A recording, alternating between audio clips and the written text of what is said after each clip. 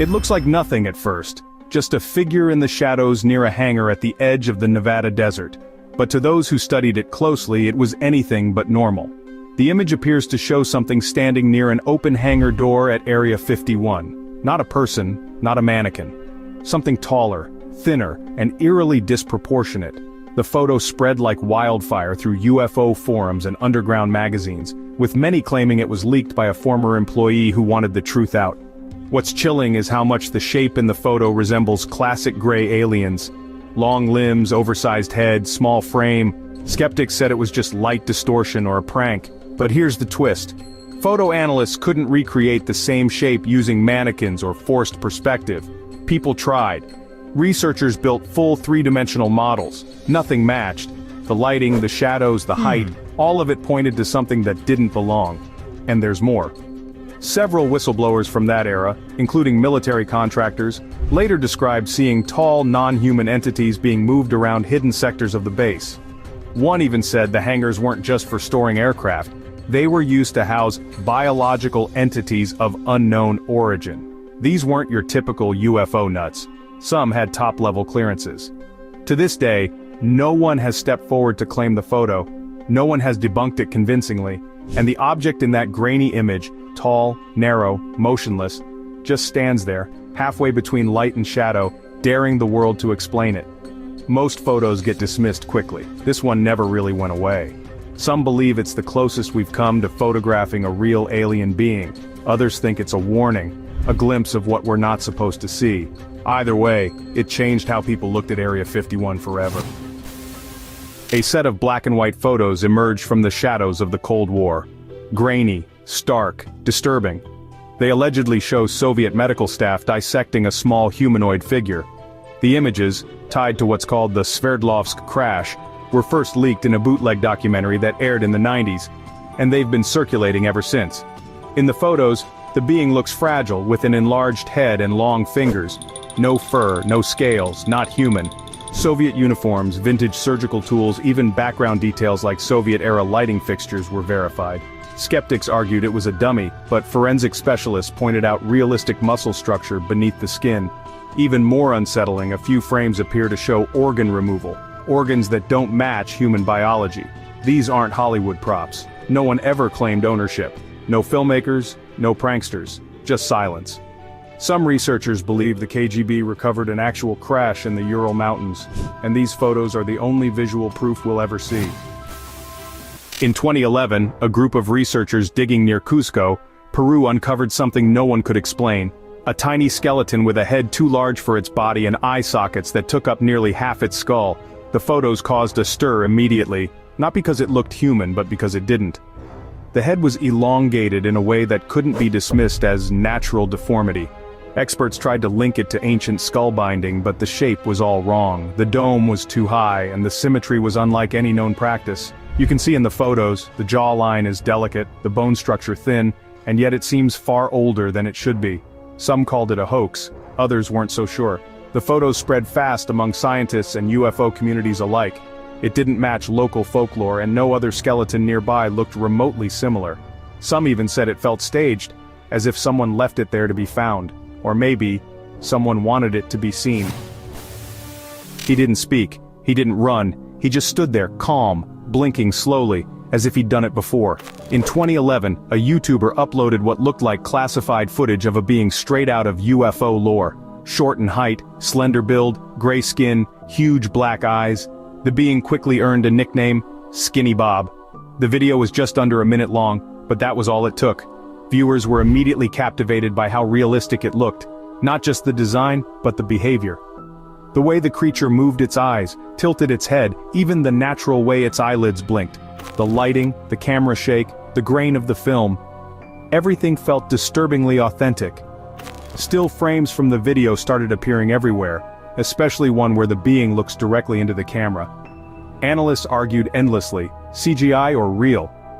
But no creator stepped forward, no one tried to monetize it, and despite over a decade passing, it hasn't been replicated convincingly. Some believe it's a leak from a real alien interview program. Others say it's the most successful disinformation video of all time. But one thing is certain, the photos and clips of Skinny Bob still haunt people. Because if it's real, it changes everything. It's one of the clearest UFO photos ever taken, and it came from a Brazilian Navy photographer.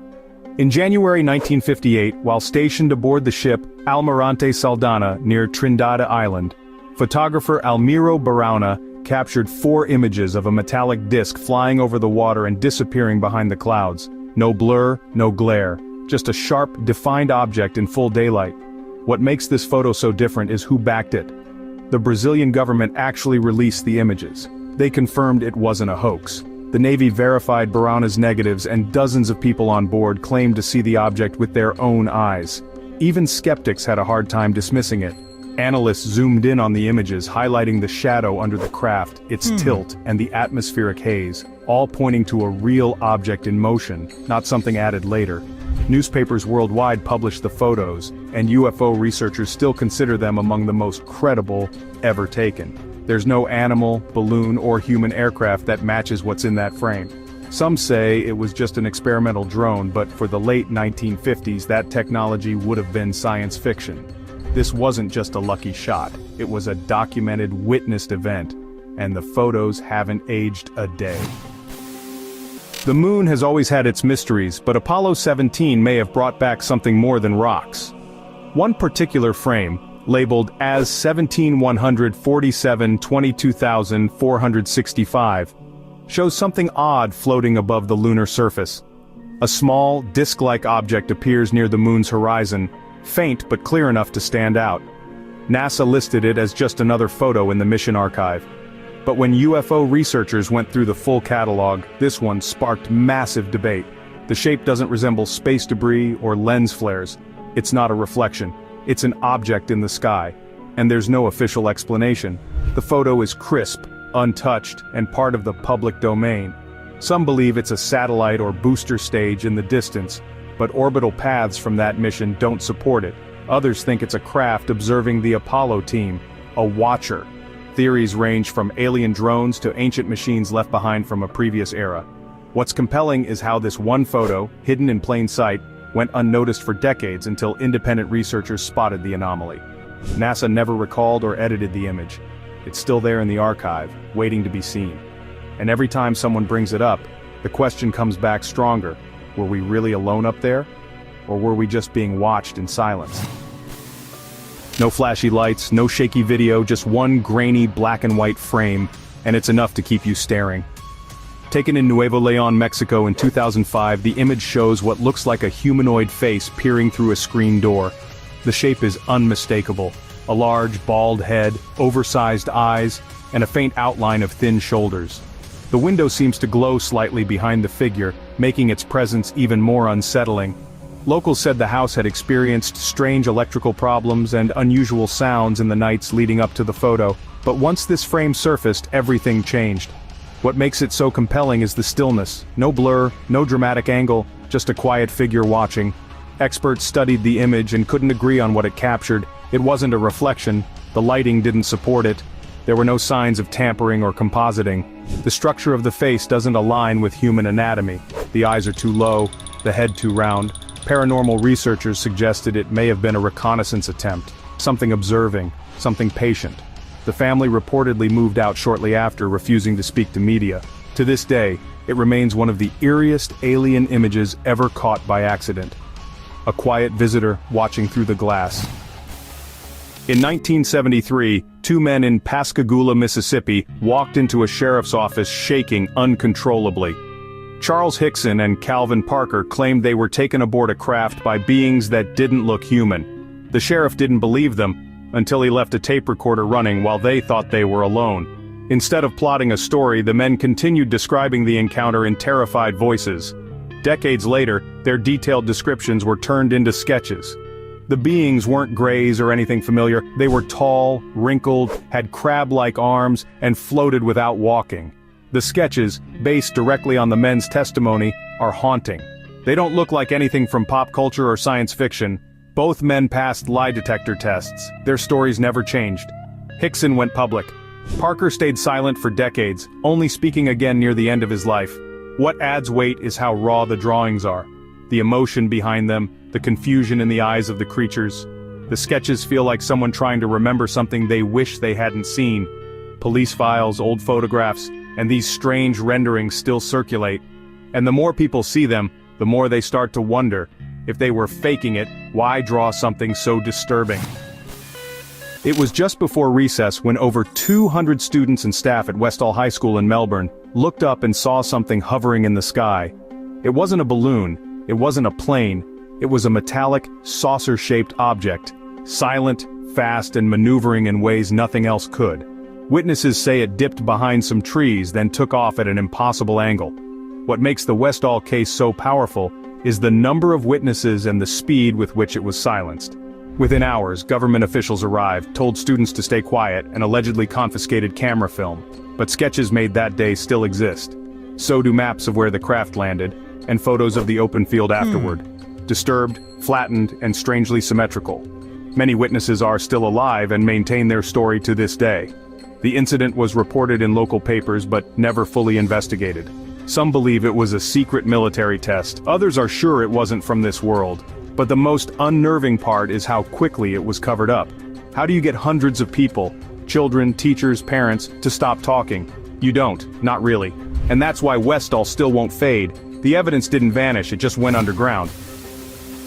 This photo has baffled researchers for decades. It appears to show a high-ranking general in full uniform, calmly speaking with a gray, the classic extraterrestrial type, tall, thin, huge black eyes.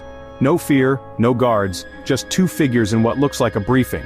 According to whispered reports from declassified files, the meeting took place in 1957 at a secure base in Europe, after a craft landed under controlled conditions. Some say it was part of a silent agreement, technology in exchange for access. The image looks staged, but no source, no origin, no known photographer, it's just there. And that makes it even harder to dismiss. In the middle of an active conflict zone, a US military reconnaissance drone caught something that wasn't supposed to be there. The footage, leaked years later, shows a perfect metallic sphere, reflective, solid, and moving with intelligence, floating silently above the war-torn streets of Mosul, Iraq. What's strange is how calm the object seems in such chaos. It hovers at a steady pace, doesn't wobble, and makes no sound. It's not a drone. It's not debris. Military analysts couldn't identify it, and when the frame was released to the public, it immediately drew comparisons to the infamous Tic Tac UFO.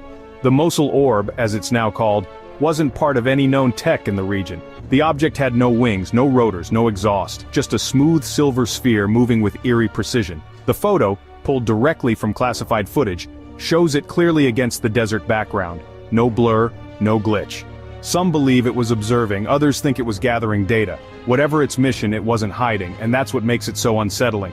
It knew it was being watched, and didn't care. Back in 1950, Nick Mariana, a baseball team manager in Great Falls, Montana, noticed a bright object darting across the sky. Instead of panicking, he grabbed his 16mm movie camera and started filming. The footage he captured is still considered one of the best early UFO videos ever taken. Later analyzed by the US Air Force and included in Project Blue Book, the frames show a disc-shaped object flying in perfect sync.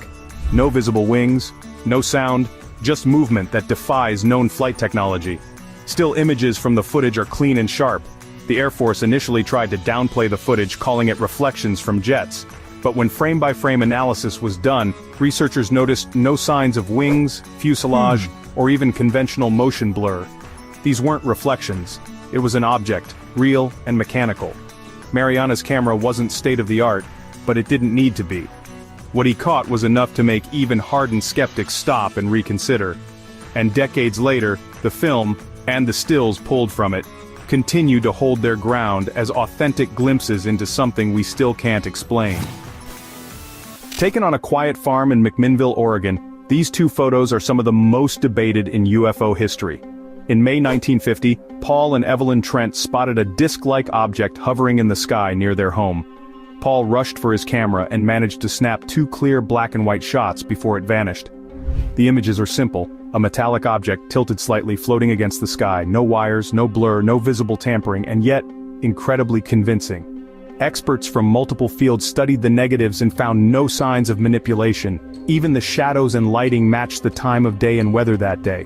Life magazine published them, the Air Force investigated them, and decades later, no one has successfully debunked them. Some skeptics claimed it was a hubcap thrown into the air, but physics says otherwise.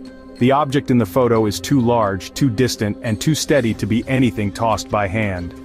These weren't taken with today's high-speed cameras or editing software, just a simple roll of film. And yet what it captured has never been explained. The McMinnville photos still hold up, not just because of what's in them, but because of everything they ruled out. One of the strangest and most controversial alien abduction stories came from the heart of New York City.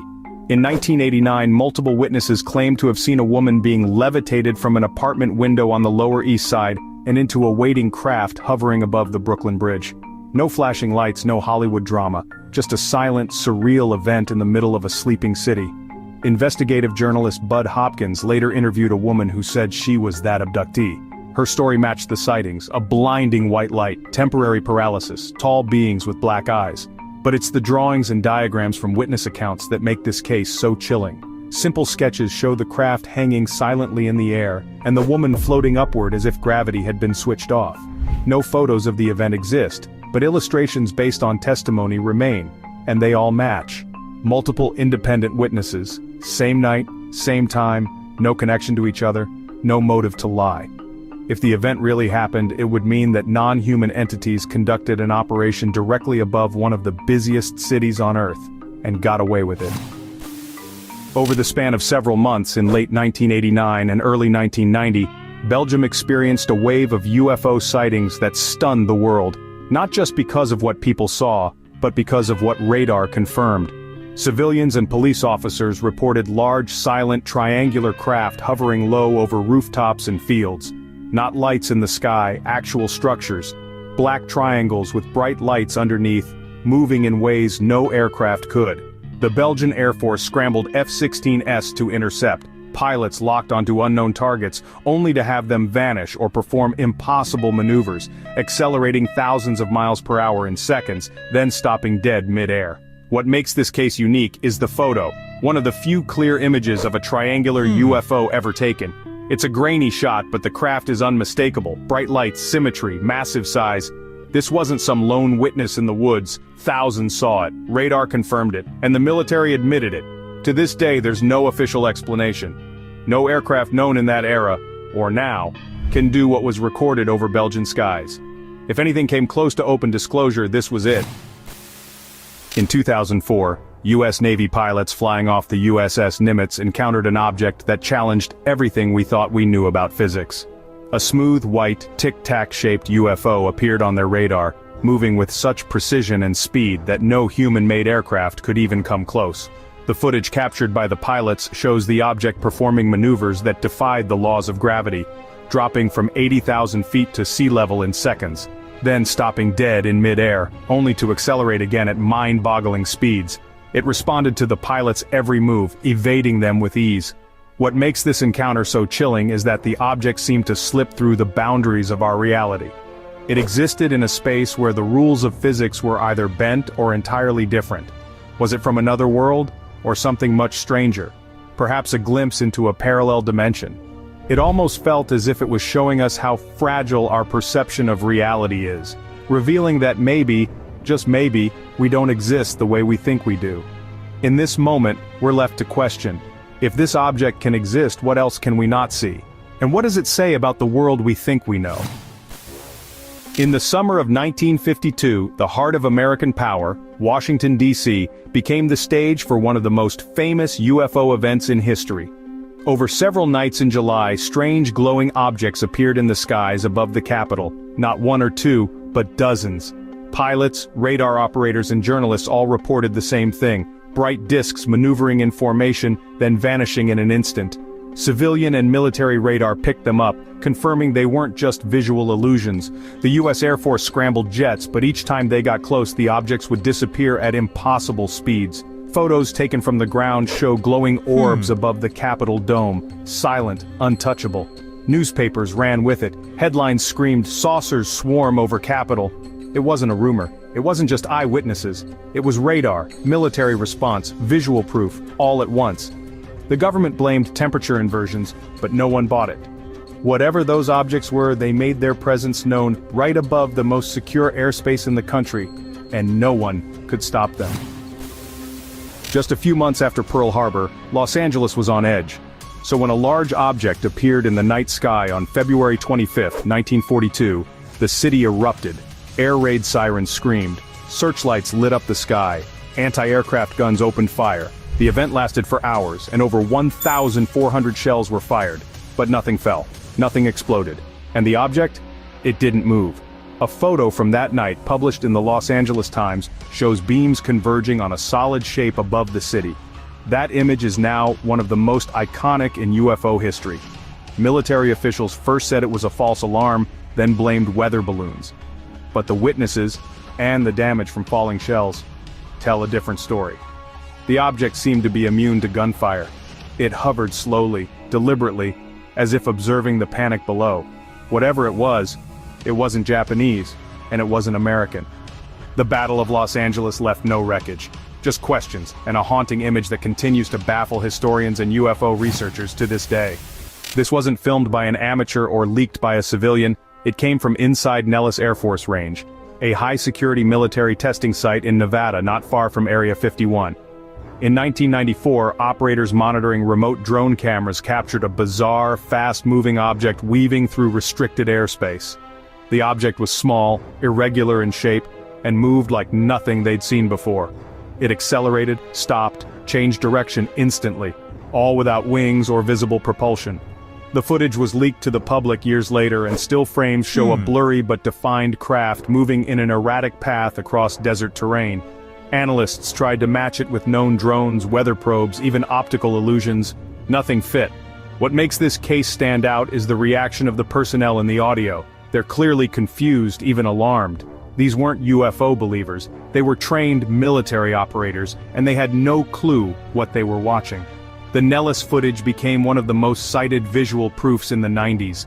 A rare case where military eyes and cameras caught something truly unexplainable in their own backyard. In June 1965, James McDivitt was piloting the Gemini 4 spacecraft, orbiting Earth at over 17,000 miles per hour. It was a mission focused on spacewalking and testing long-duration flight. But something else happened up there. Something he never forgot. During one of the orbits, McDivitt looked out the window and saw something strange. A bright object, metallic, cylindrical, floating outside. It had some kind of long arms or antennae sticking out. It wasn't space debris, it wasn't another satellite, and it was moving. He called over his fellow astronaut, Ed White, but before White could see it, the light changed, and the object was gone. They were alone again, or at least it seemed that way. McDivitt took photos. NASA got them. But when the images were released, they were blurry, unimpressive. The strange craft that McDivitt described wasn't in them, or maybe it was, buried somewhere in the film, altered, dismissed. NASA's explanation? Space debris, a reflection, a trick of the light. McDivitt never backed down from his sighting. He knew what he saw, and he knew it wasn't normal. Years later he would say that it didn't look like anything he had ever seen before. And he was an Air Force test pilot. He had spent years in the skies, training his eyes to recognize aircraft and celestial objects. This wasn't one of them. NASA moved on, never investigating further. The public moved on, distracted by bigger missions, bigger achievements. But the question lingers. If experienced astronauts can't explain what they saw, then who can? Some sightings happen in the blink of an eye. Others stretch into something more, something that lingers. Story Musgrave, a veteran astronaut with 6 space flights under his belt, didn't see a quick flash or a distant dot. He saw something moving, something alive. During one of his missions aboard the space shuttle, Musgrave reported seeing a long, white, snake-like object twisting and undulating in the vacuum of space. Not debris, not a piece of the shuttle breaking off. Something organic in its movement. It wasn't following a predictable path like a satellite or a spent rocket booster. It seemed to be swimming. Musgrave was no amateur. He was a scientist, a surgeon, a man trained to analyze and explain, but he never found a real answer. NASA chalked it up to ice particles, maybe a loose piece of insulation. But that explanation never fit quite right. Ice particles don't move like that. They don't coil and slither. And here's the eerie part. He wasn't the only one to see something like this. Other astronauts from both American and Russian space programs have spoken about strange snake-like objects appearing outside their spacecraft. The kind of sighting that doesn't make it to the front pages. The kind of thing people dismiss because it shouldn't exist. But if it was just space debris, why did it move with intent? Why did it behave as if it was observing? If anyone else had said it, it might have been ignored, but this was a man who had spent nearly 1,300 hours in space. A man who knew the difference between floating junk and something else. And Musgrave's sighting was not the first time an astronaut reported something unusual moving alongside them. Years earlier, John Glenn had a different kind of encounter, one that NASA scrambled to explain. In 1962, John Glenn became the first American to orbit Earth. Alone in his tiny capsule, Friendship 7, he was focused, alert, completely immersed in the mission. Then, something unexpected happened. A glow, a swarm of tiny, shimmering lights surrounding his spacecraft. They flickered and pulsed, moving in ways that defied expectation. Hundreds of them, maybe more, drifting and dancing around the capsule. He called them fireflies. For minutes he watched them, confused but mesmerized. They didn't seem threatening. They didn't behave like ice particles which would simply follow the motion of the spacecraft. They seemed independent, as if they had appeared for a reason. Glenn reported everything to Mission Control. On the ground, engineers scrambled for an answer. They needed an explanation, something ordinary, something technical. Later, NASA would say the fireflies were frozen condensation breaking away from the spacecraft. Tiny ice crystals reflecting sunlight, disturbed by Glenn's movements. A neat and tidy answer, maybe even a true one. But some weren't convinced, because Glenn wasn't the only astronaut to see them. Over the years, other space travelers described similar glowing, moving lights appearing outside their spacecraft. Each time, NASA gave the same answer, just ice, just reflections, just a trick of the light. But what if it wasn't? What if something was out there, watching? Something that appeared when it wanted to, choosing when to be seen. And as space missions continued, reports like Glenn's didn't stop. In fact, one of the most bizarre sightings came decades later, caught on camera during Space Shuttle mission STS-80, a sighting that NASA never quite explained. Space Shuttle missions were routine by the 1990s. Cameras captured everything, inside, outside, around the shuttle. Every movement, every anomaly was recorded. And in 1996, during mission STS-80, something appeared on camera that left experts and astronauts speechless. During the mission, astronauts on board the shuttle Columbia were filming Earth when strange circular objects appeared. These weren't specks of dust or camera glitches. They moved with purpose, entering the frame one by one, slowing down, changing direction. Then, in an eerie moment, they formed a loose formation, almost like they were aware of each other. The footage showed one object moving toward Earth's atmosphere, stopping suddenly, and hovering as if it was observing something below. Objects that behave like that don't exist in conventional spaceflight. Satellites don't stop mid-orbit. Space debris doesn't maneuver in unison. NASA never gave a clear answer. The official explanation suggested ice crystals, but the way these objects moved made that hard to believe. Ice crystals don't halt, change speed, and float in patterns. Whatever was in that footage wasn't behaving like debris. The video became one of the most compelling pieces of NASA-captured UFO evidence. Experts debated its meaning for years, but no one could provide an explanation that made sense. The STS-80 footage remains an unsettling glimpse into something unknown, something watching. And yet, STS-80 wasn't the only space shuttle mission where strange things were caught on camera. Just a year before, during STS-75, something even more bizarre happened. It started as a simple experiment. The crew of STS-75 deployed a long, thin tether into space, nearly 12 miles of conductive cable stretching out from the shuttle. It was meant to test electricity generation in orbit, but what happened next shocked everyone watching. The tether broke. Instead of functioning as planned, it drifted loose, floating away from the shuttle. NASA was disappointed, but the real story began when cameras zoomed in on the escaping tether. Dozens, maybe even hundreds of strange glowing objects began appearing around it, circular, pulsating, and massive compared to the tether itself. They drifted in, moving in ways that didn't match space debris. Some had holes in their centers like classic flying saucers. They didn't just pass by, they seemed drawn to the tether, clustering around it, almost inspecting it. Millions watched the footage live. When NASA realized what was being broadcasted, they quickly dismissed it. Ice particles, debris, out-of-focus camera distortions, anything but something unexplained. But the video showed otherwise. The objects were moving independently, shifting directions, acting as if they were under intelligent control. Debunkers tried to explain it away, but no explanation fully accounted for the sheer number of objects, their size, their synchronized movements. To this day, the STS-75 tether footage remains one of the most jaw-dropping UFO encounters ever captured in space. But unexplained encounters didn't start with shuttle missions. One of the earliest astronaut UFO sightings happened decades earlier, and it came from a man who had nothing to gain by lying. Gordon Cooper saw something up close, something that should have never been there. Gordon Cooper wasn't just any astronaut. He was one of NASA's first, the Mercury 7, America's space pioneers.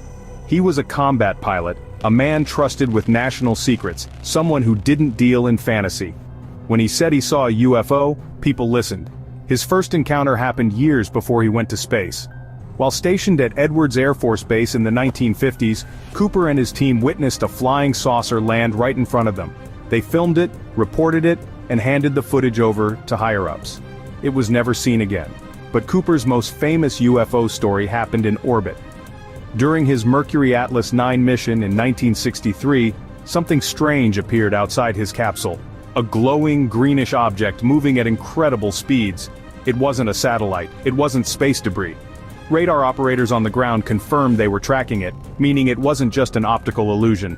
Cooper radioed the sighting to NASA, but when he landed, something changed. Reporters weren't allowed to ask about it. Official transcripts omitted any mention of the UFO, and Cooper was told never to discuss it publicly. Years later, he broke his silence. He openly spoke about UFOs, about the things he saw, about the government's refusal to acknowledge the truth. He was convinced that extraterrestrial intelligence was real, that it had been here, that it had been watching. Leroy Chiao was no stranger to space. As commander of Expedition 10 aboard the International Space Station, he had spent months in orbit, staring out into the endless blackness, watching Earth drift below. But one day, something appeared that defied explanation. It happened during a spacewalk. Chiao was outside the ISS, floating hundreds of miles above the planet, performing routine maintenance. His attention was focused, his mind locked on the task at hand. Then, out of nowhere, something caught his eye. A row of lights, bright, evenly spaced, moving in formation. Not a single object, but multiple, traveling together against the backdrop of Earth.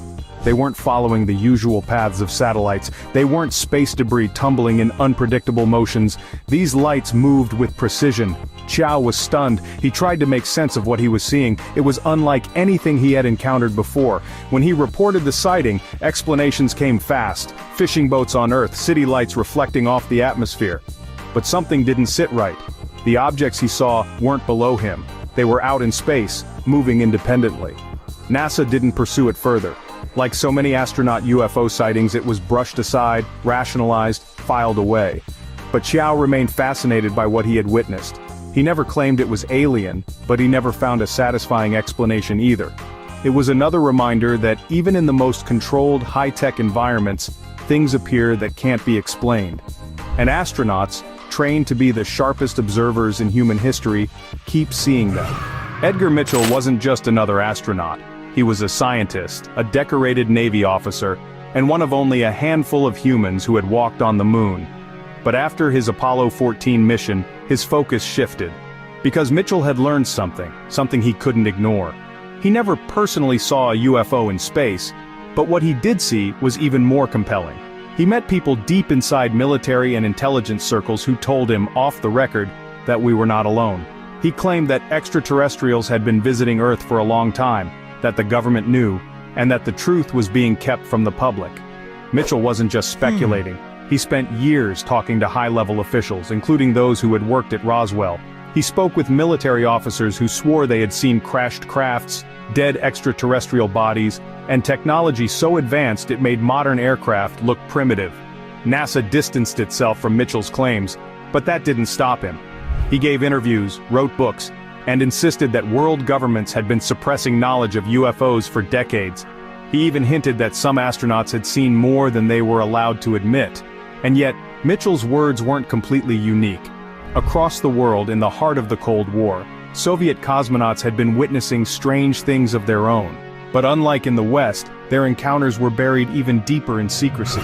It wasn't just American astronauts who reported the unexplainable.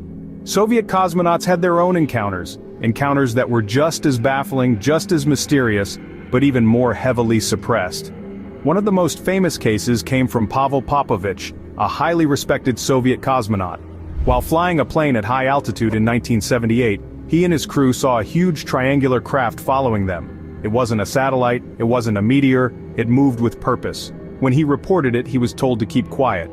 Then there was Vladimir Kovalyonok, a cosmonaut aboard the Salyut 6 space station in 1981. During his mission, he saw an object outside the station's window, a sphere, pulsating with energy, changing shapes as he watched. It was nothing like space debris. Before he could grab a camera, the object suddenly disappeared. Other Soviet cosmonauts hinted at strange encounters but were warned never to speak about them. The KGB had an entire department dedicated to UFO reports, but everything was locked away.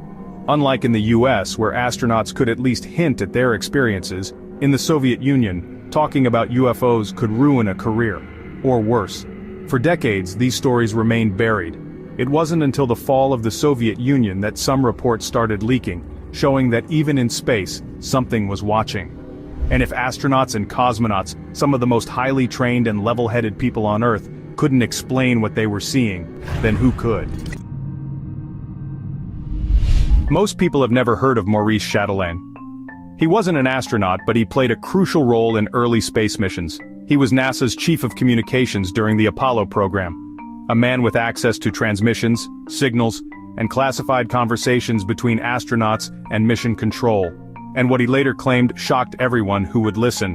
Chatelain stated that NASA had been aware of extraterrestrial activity in space for a long time. He claimed that every Apollo mission encountered UFOs at some point, but the information was buried, hidden behind classified documents and vague explanations. The real truth, he said, was that astronauts weren't alone out there. He even suggested that Apollo 11, the first mission to land on the moon, had seen something strange as soon as they arrived. The radio chatter was cut from public broadcasts, but according to Chatelain, Neil Armstrong and Buzz Aldrin reported visitors watching them from the rim of a crater. Large, glowing objects, just sitting there, observing. NASA dismissed Chatelain's claims, but he wasn't the only one hinting at strange encounters during Apollo 11. Buzz Aldrin himself would later speak about something unusual that followed them on the way to the moon. Buzz Aldrin was second only to Neil Armstrong in stepping onto the moon, but his most bizarre experience happened before they even landed. On their way to the lunar surface, Aldrin saw something strange outside the spacecraft, a shiny moving object, keeping pace with Apollo 11. At first he thought it might have been a spent rocket stage, drifting away from them. But when they contacted Mission Control, they were told the last known position of the rocket stage. It was over 6,000 miles away. Whatever was out there with them, it wasn't theirs. Aldrin and the crew debated whether to report it. Talking about UFOs wasn't exactly encouraged. They decided to mention it in vague terms, keeping it off official records. Years later, Aldrin would acknowledge the sighting publicly, stating that he wasn't sure what it was, only that it didn't belong to them. NASA's response?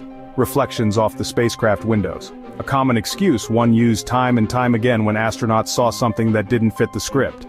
Apollo 11 made history, but their strange encounter on the way to the moon was never seriously investigated. And they weren't the only Apollo crew to experience something odd. Just 3 missions later, Apollo 14 had its own mysterious moment, one that happened over an open radio frequency. During the Apollo missions, astronauts had 2 types of communication: public transmissions, which the world could listen to, and private medical channels, reserved for conversations that weren't meant for the public ear. But during Apollo 14, something slipped through that wasn't supposed to be heard. A strange, whispered conversation between the crew surfaced, one discussing an unknown object they had spotted. The transmission was partially recorded before it was cut off. The words were brief but chilling. "We found the bogey, I still have it, yeah, it's looking at us." Then silence. The channel was switched. No further explanation was ever given. NASA never addressed it. The transcript remained buried for years. Officially, Apollo 14 had no encounters with unknown objects, but the transmission hinted at something else. Something seen, acknowledged, and then quickly hidden away.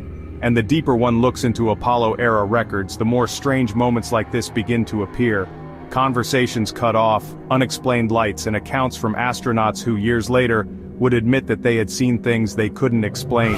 Apollo 16 was meant to be a straightforward mission, another step in humanity's journey across the moon. But what astronauts captured on film during their time in orbit left behind one of the most debated pieces of Apollo footage ever recorded. While the Apollo 16 command module was circling the moon, a camera on board captured a mysterious object in space. It appeared to be a structured craft, metallic, reflecting sunlight. It hovered near the spacecraft, seemingly observing before slowly moving away. The footage showed an object that didn't match any known satellite, spacecraft, or natural lunar debris. NASA's explanation? They claimed it was the Apollo 16 lunar module's floodlight, a reflection of their own equipment. But many weren't convinced. The way the object moved, the way it held position and then slowly drifted away, didn't match a simple light reflection. Some researchers believe the footage shows an unknown craft, possibly something monitoring Apollo 16. The clip remained buried for years, only resurfacing when NASA released thousands of old Apollo tapes. To this day, no clear answer has been given. Was it just an optical illusion, or was Apollo 16 being watched? And if there was something out there, what did Apollo 11 see first? Because if Maurice Chatelin's claims were true, Neil Armstrong saw something even more disturbing. Officially, Neil Armstrong's first words from the moon were some of the most famous in history. That's one small step for man, one giant leap for mankind. But some believe another conversation took place. A private one. One that was never meant to reach the public. According to leaked reports and claims from intelligence insiders, Armstrong made an urgent, off-the-record transmission to NASA just after stepping onto the moon. In it, he described large objects watching them from the edge of a crater. The alleged transmission went something like this: "They're here. They're watching us. I tell you, there are other spacecraft here, lined up on the far side of the crater. They're watching us." NASA quickly cut the public feed, switching to a secret channel. Armstrong and Aldrin continued their mission, but according to some insiders, they were shaken. After their return, neither of them spoke about it publicly. NASA dismissed the claim as nothing more than conspiracy talk. No such transmission was ever confirmed, and Armstrong never publicly acknowledged it. But years later, other astronauts, including Edgar Mitchell, hinted that Apollo 11 had seen something unusual on the moon. If Armstrong really had a secret conversation that day, what was so important that it had to be hidden from the world? And why did NASA continue to deny astronaut encounters with unknown objects until whistleblowers started leaking footage? For decades, NASA kept tight control over the footage and communications from space missions. But no matter how hard they tried to contain the truth, some pieces slipped through. Former NASA contractors and employees have come forward over the years, claiming that certain videos were deliberately altered, hidden, or classified. One of the most well-known whistleblowers, Donna Hare, worked as a photo technician inside NASA. She claimed she saw doctored images, with strange objects edited out before public release. She wasn't alone. Another ex-NASA worker, Ken Johnston, alleged that Apollo astronauts had photographed strange objects on the moon, but were ordered to hand over all images, many of which were never seen again. Then there were the leaked live feeds, uncut transmissions from shuttle missions and the ISS, showing objects moving against all known physics before NASA abruptly cut the broadcast. Every time the response was the same: camera glitch, ice, reflections. But how many coincidences does it take before it stops being a coincidence? NASA whistleblowers insist that astronauts have encountered things they cannot explain, but that admitting to it could damage credibility, cause public panic, or worse, reveal that we are not alone. For decades, astronauts, our best trained eyes in space, have seen something watching, following, waiting. NASA denies, footage vanishes, voices are silenced, but the truth drifts just beyond reach, circling us in the dark. If they're out there, what do they want? Some people can fit a whole burger in their mouth, but Francisco Domingo Joaquim takes things to a completely different level. This man from Angola holds the Guinness World Record for the world's widest mouth, and his jaw-dropping talent has left people stunned. His mouth stretches an incredible 6.69 inches from corner to corner, allowing him to fit an entire soda can inside with room to spare. That's not an exaggeration. He can literally hold a full-size can sideways between his lips like it's nothing. Francisco's unique ability isn't just for show. He became a sensation after appearing in talent competitions, where audiences watched in disbelief as he stretched his lips far beyond what seemed possible. His jaw is so flexible that he can twist and pull his mouth into shapes that seem almost unreal. Some have compared his talent to a cartoon character, but this is pure human ability. His elastic skin and jaw structure give him an unmatched skill, making him one of the most visually extraordinary people on the planet. For most people, trimming their nails is just part of the routine. But Diana Armstrong hasn't cut hers in over 25 years. Her nails now measure an astonishing 42 feet combined, making her the official Guinness World Record holder for the longest fingernails on a living person. Each nail stretches several feet, curling and twisting in mesmerizing patterns, creating a look that's both incredible and hard to believe. What started as a personal tribute became a lifelong commitment. After a tragic loss in her family, Diana decided never to cut her nails again, turning them into a symbol of remembrance. Keeping them this long isn't easy. Simple tasks like getting dressed or using a phone require patience and creative techniques. But she's found ways to adapt, proving that determination can reshape even the most basic aspects of life. Her nails, coated in bright colors and intricate designs, aren't just a record. They're a piece of living art. People stop and stare, some in admiration, others in disbelief. But for Diana, they are a part of her identity. Despite the challenges, she continues to embrace her extraordinary look, turning something deeply personal into a world record that captures attention everywhere she goes. A few piercings can make a statement, but Elaine Davidson has taken body modification to an entirely new level. With over 11,000 piercings, she holds the world record for the most body piercings ever recorded, and she keeps adding more. From her face to her arms and even inside her mouth, every inch of her body tells a story of dedication to a truly unique look. Elaine's journey into extreme piercing began in the 1990s, and it hasn't slowed down since. She has transformed her body into a canvas of metal and color, mixing bold jewelry with tattoos and dramatic makeup. Each piercing is a part of her style, an expression of who she is. And the most surprising part? She doesn't just have surface piercings. Many are embedded in places most people wouldn't even consider. Beyond her striking appearance, Elaine has built a career around her individuality. She runs a piercing studio, performs in festivals, and amazes crowds with her fearless approach to body art. Some are fascinated, others are shocked, but no one can ignore the sheer scale of what she's achieved. She proves that self-expression has no limits, turning her body into a living work of art that continues to evolve. Facial features come in all shapes and sizes, but Mehmet Özürek had something that made him stand out for life: the longest nose ever recorded. Measuring an unbelievable 3.46 inches, his nose was recognized as the longest of any living person, a record that no one else has come close to beating. This rare feature wasn't just about size, it gave his face an unforgettable look. Despite all the attention, Mehmet embraced it with a sense of humor and pride. He never shied away from the spotlight, happily showing off his record-breaking feature on television and at events. People would stare in amazement, some even trying to compare their own noses, but nothing came close. His story wasn't just about records, it was about confidence. Mehmet turned what others might see as unusual into a source of recognition. His nose became a symbol of individuality, a natural trait that made him famous. While he has since passed away, his record remains untouched, a reminder that sometimes the smallest details can make a person unforgettable. Most people have 32 teeth, but Vijay Kumar was born with something extra: 37 teeth packed into his jaw, making him the official record holder for the most teeth in a human mouth. His dental structure is so unique that it seems almost impossible at first glance. Unlike most cases of extra teeth, which are often hidden beneath the gums, Vijay's additional teeth are fully formed and functional, giving him a truly one-of-a-kind smile. At first, his condition made everyday activities a challenge. Eating, speaking, and even simple dental care required extra effort. But instead of seeing his extra teeth as a problem, Vijay embraced his difference. When his record was confirmed, he became a sensation, appearing in media and surprising dentists worldwide. Many wondered how his mouth could hold so many teeth without serious discomfort, yet Vijay carried his record with pride. Rather than opting for surgery to remove the extra teeth, he has kept them as a part of his identity. People often ask to see his famous smile, and he's happy to share his story.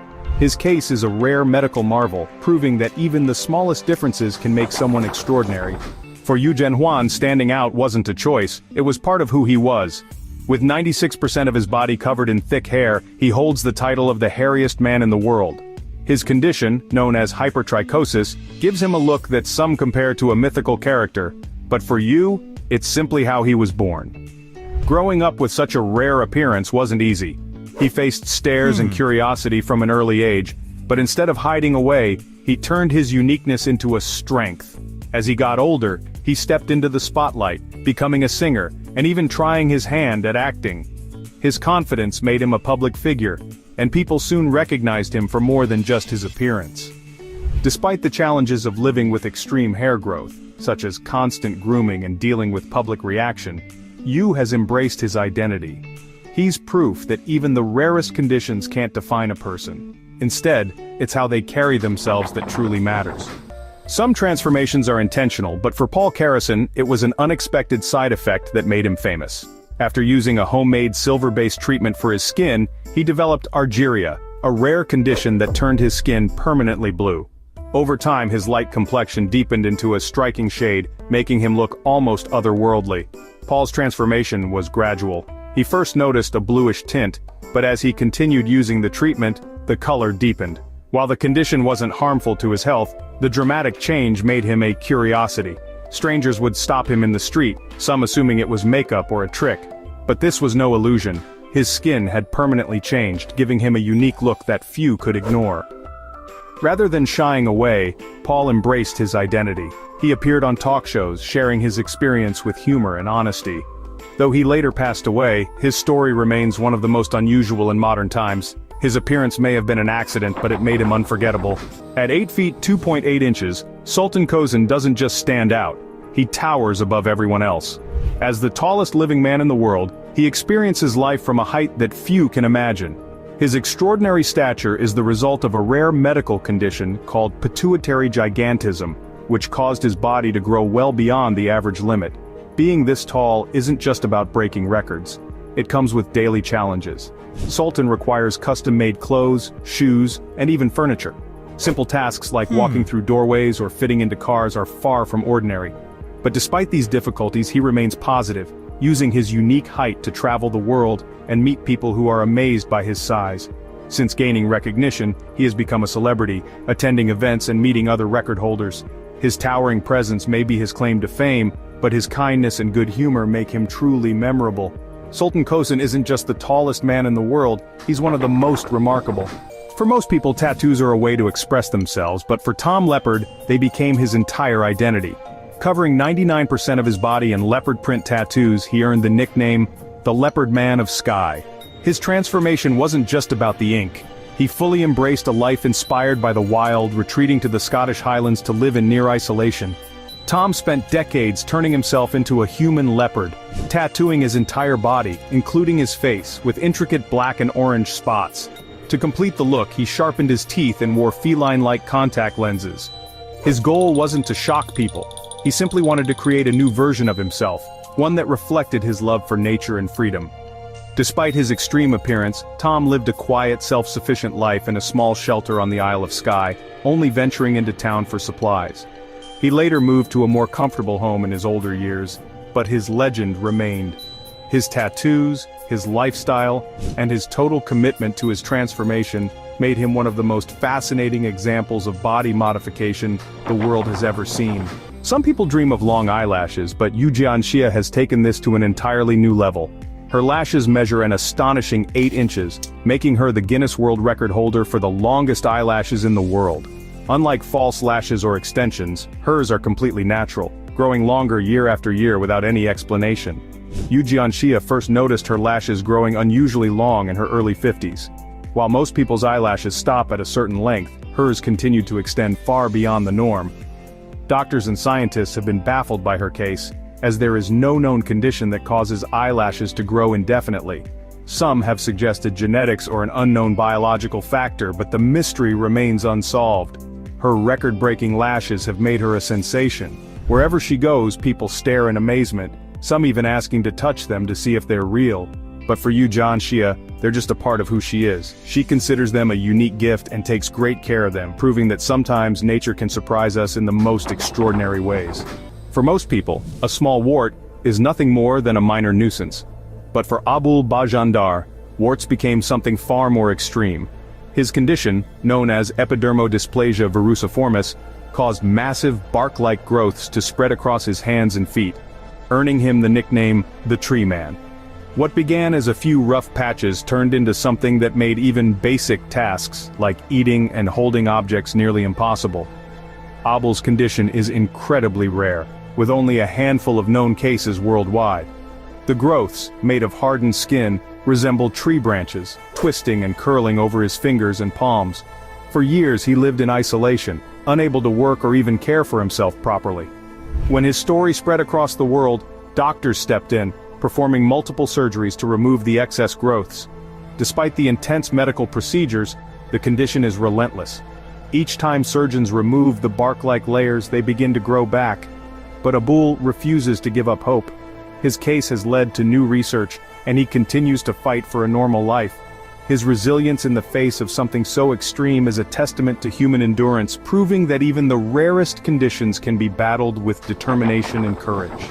At just 24.7 inches tall, Jyoti Amje is officially the shortest woman in the world. But don't let her size fool you. She has a personality that's larger than life. Born in India, Jyoti was diagnosed with primordial dwarfism, a rare genetic condition that limits growth. While most people continue to grow through their teenage years, Jyoti remained the size of an infant, making her a medical wonder. Despite her height, Jyoti has never let anything hold her back. She dreamed of being on television, and that dream became a reality when she appeared on international talk shows and even starred in American Horror Story Freak Show. Her confidence, charm, and humor quickly won people over, proving that size has nothing to do with success. Living in a world built for people much taller than her comes with challenges.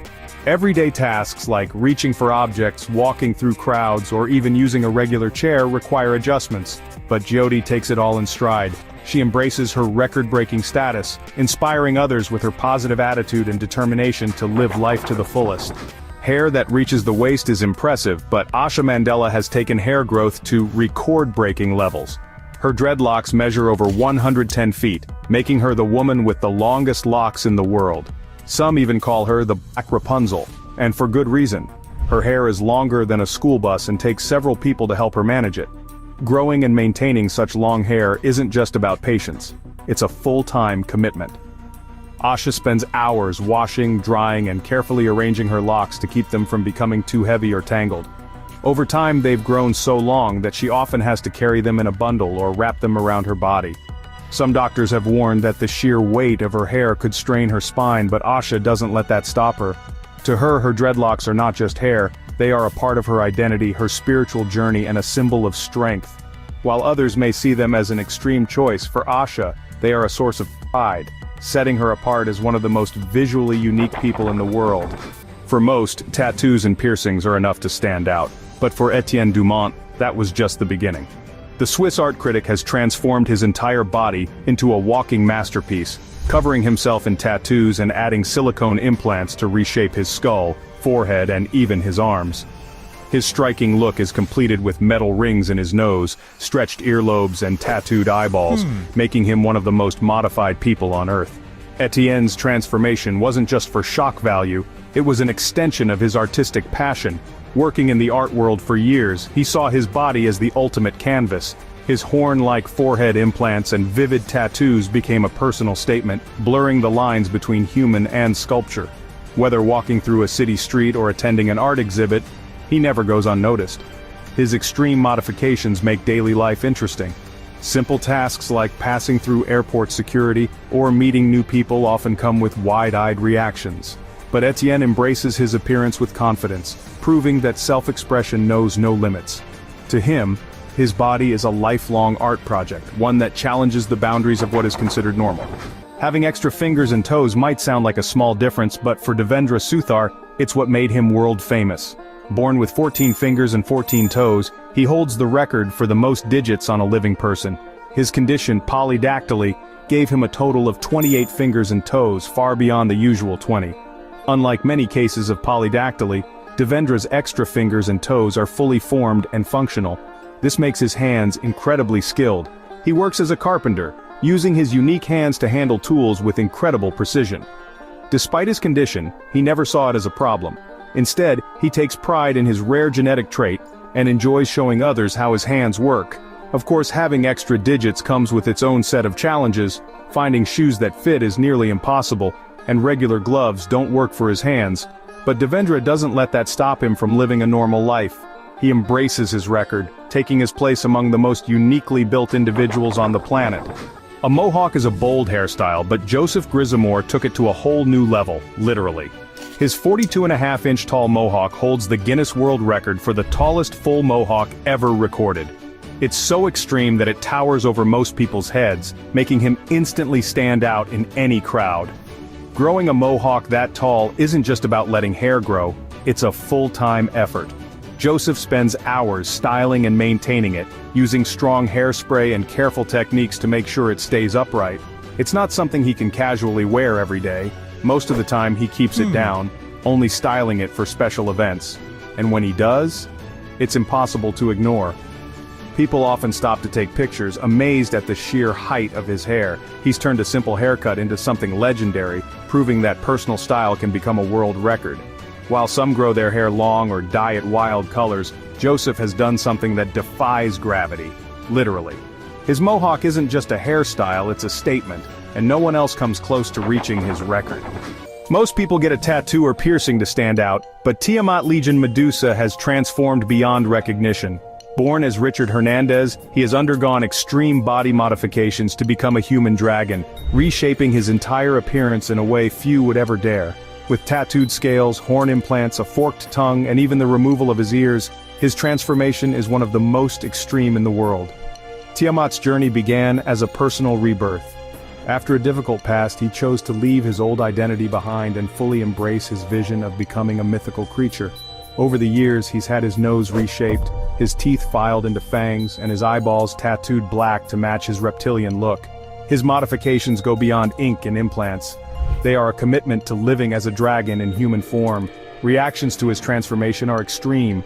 Some are fascinated, others are shocked, but no one can ignore him. He's proud of his changes, considering them a reflection of his true self. For Tiamat, this isn't just body modification. It's a way of life, a dedication to a vision unlike anything the world has ever seen. Long legs are often admired, but Rensenkorlu Bud takes it to another level. Standing at 6 feet 9 inches, she has some of the longest legs in the world, measuring an astonishing 52.8 inches from hip to heel. Her legs alone are nearly 4.5 feet tall, making her a towering presence everywhere she goes. Born in Mongolia, Rensenkorlu always knew she was taller than most.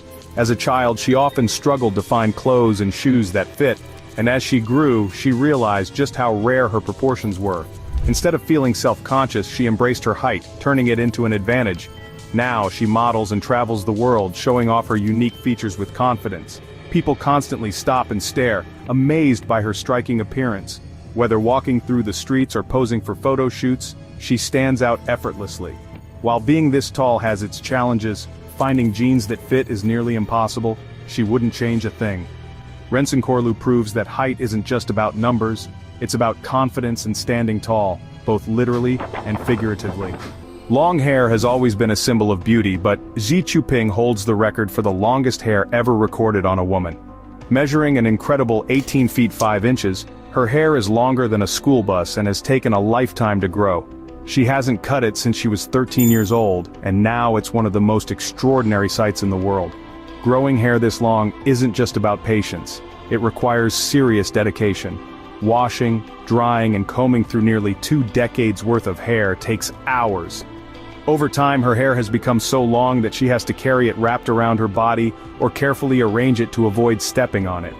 Even something as simple as walking through a doorway requires careful planning.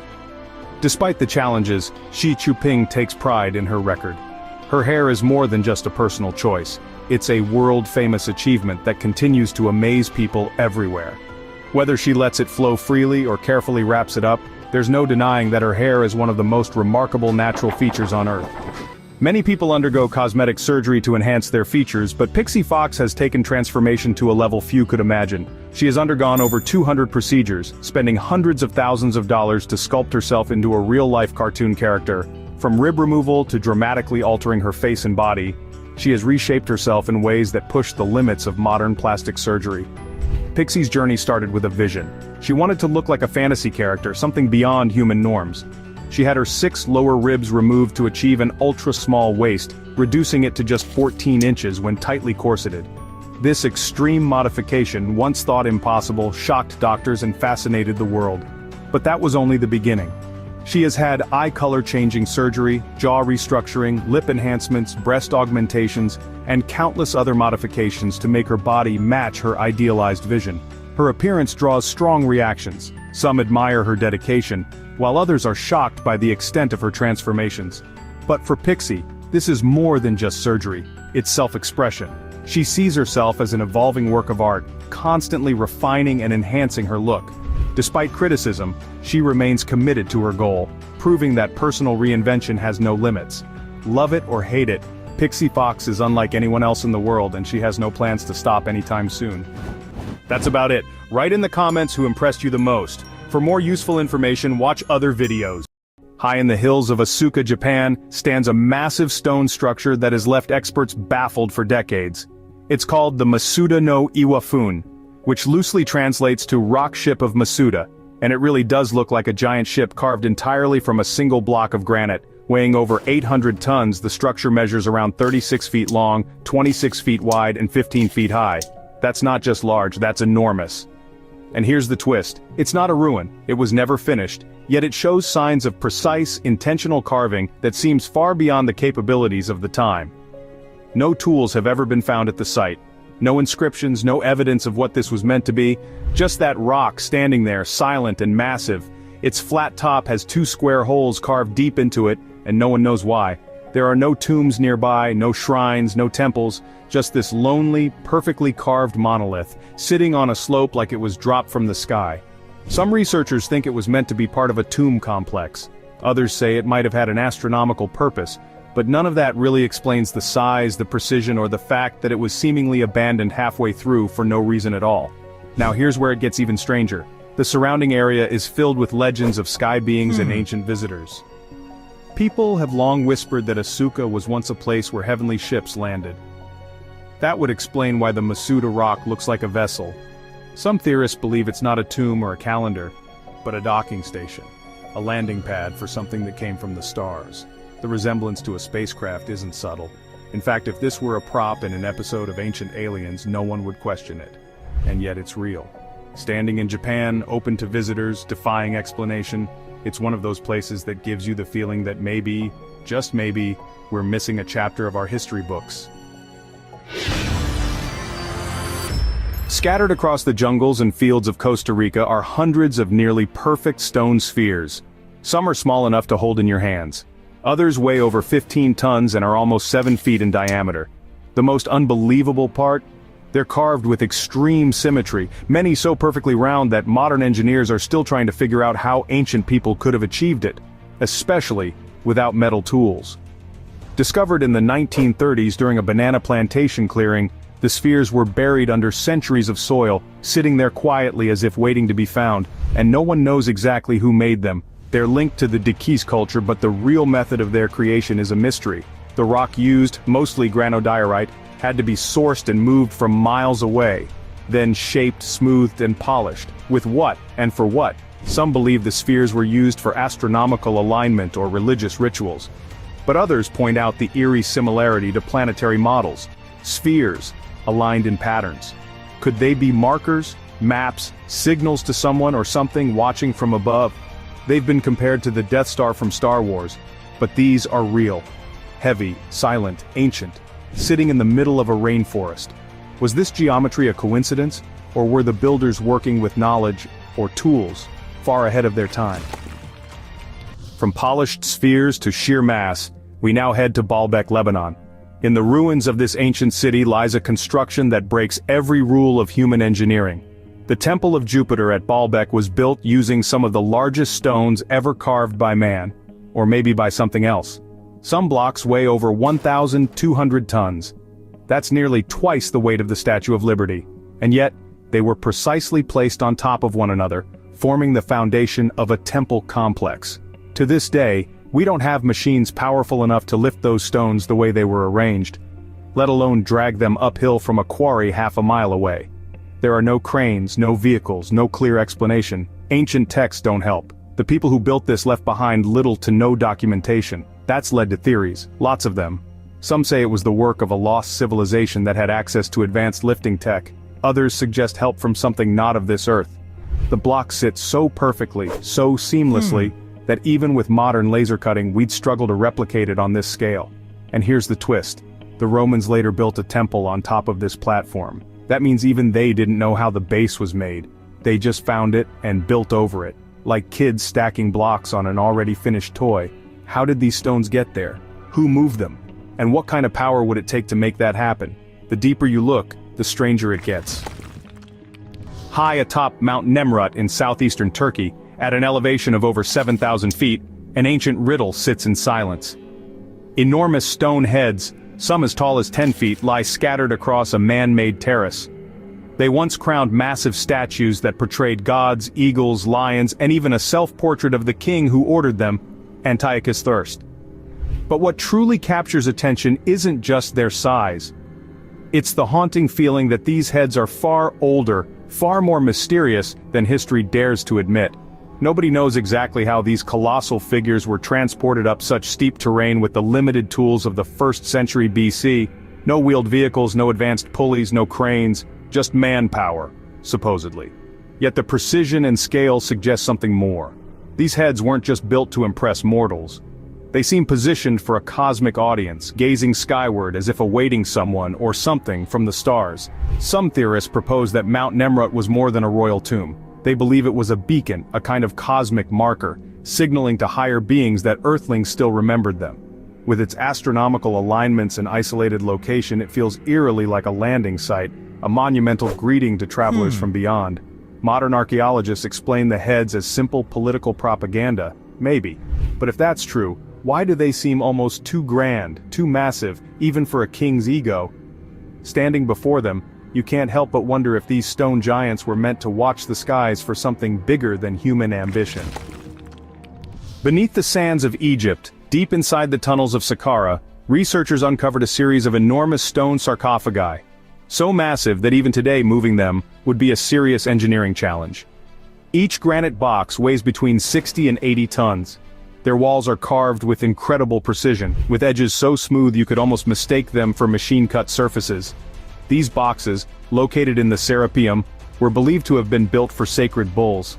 But the deeper experts dig into the mystery, the less that explanation seems to fit.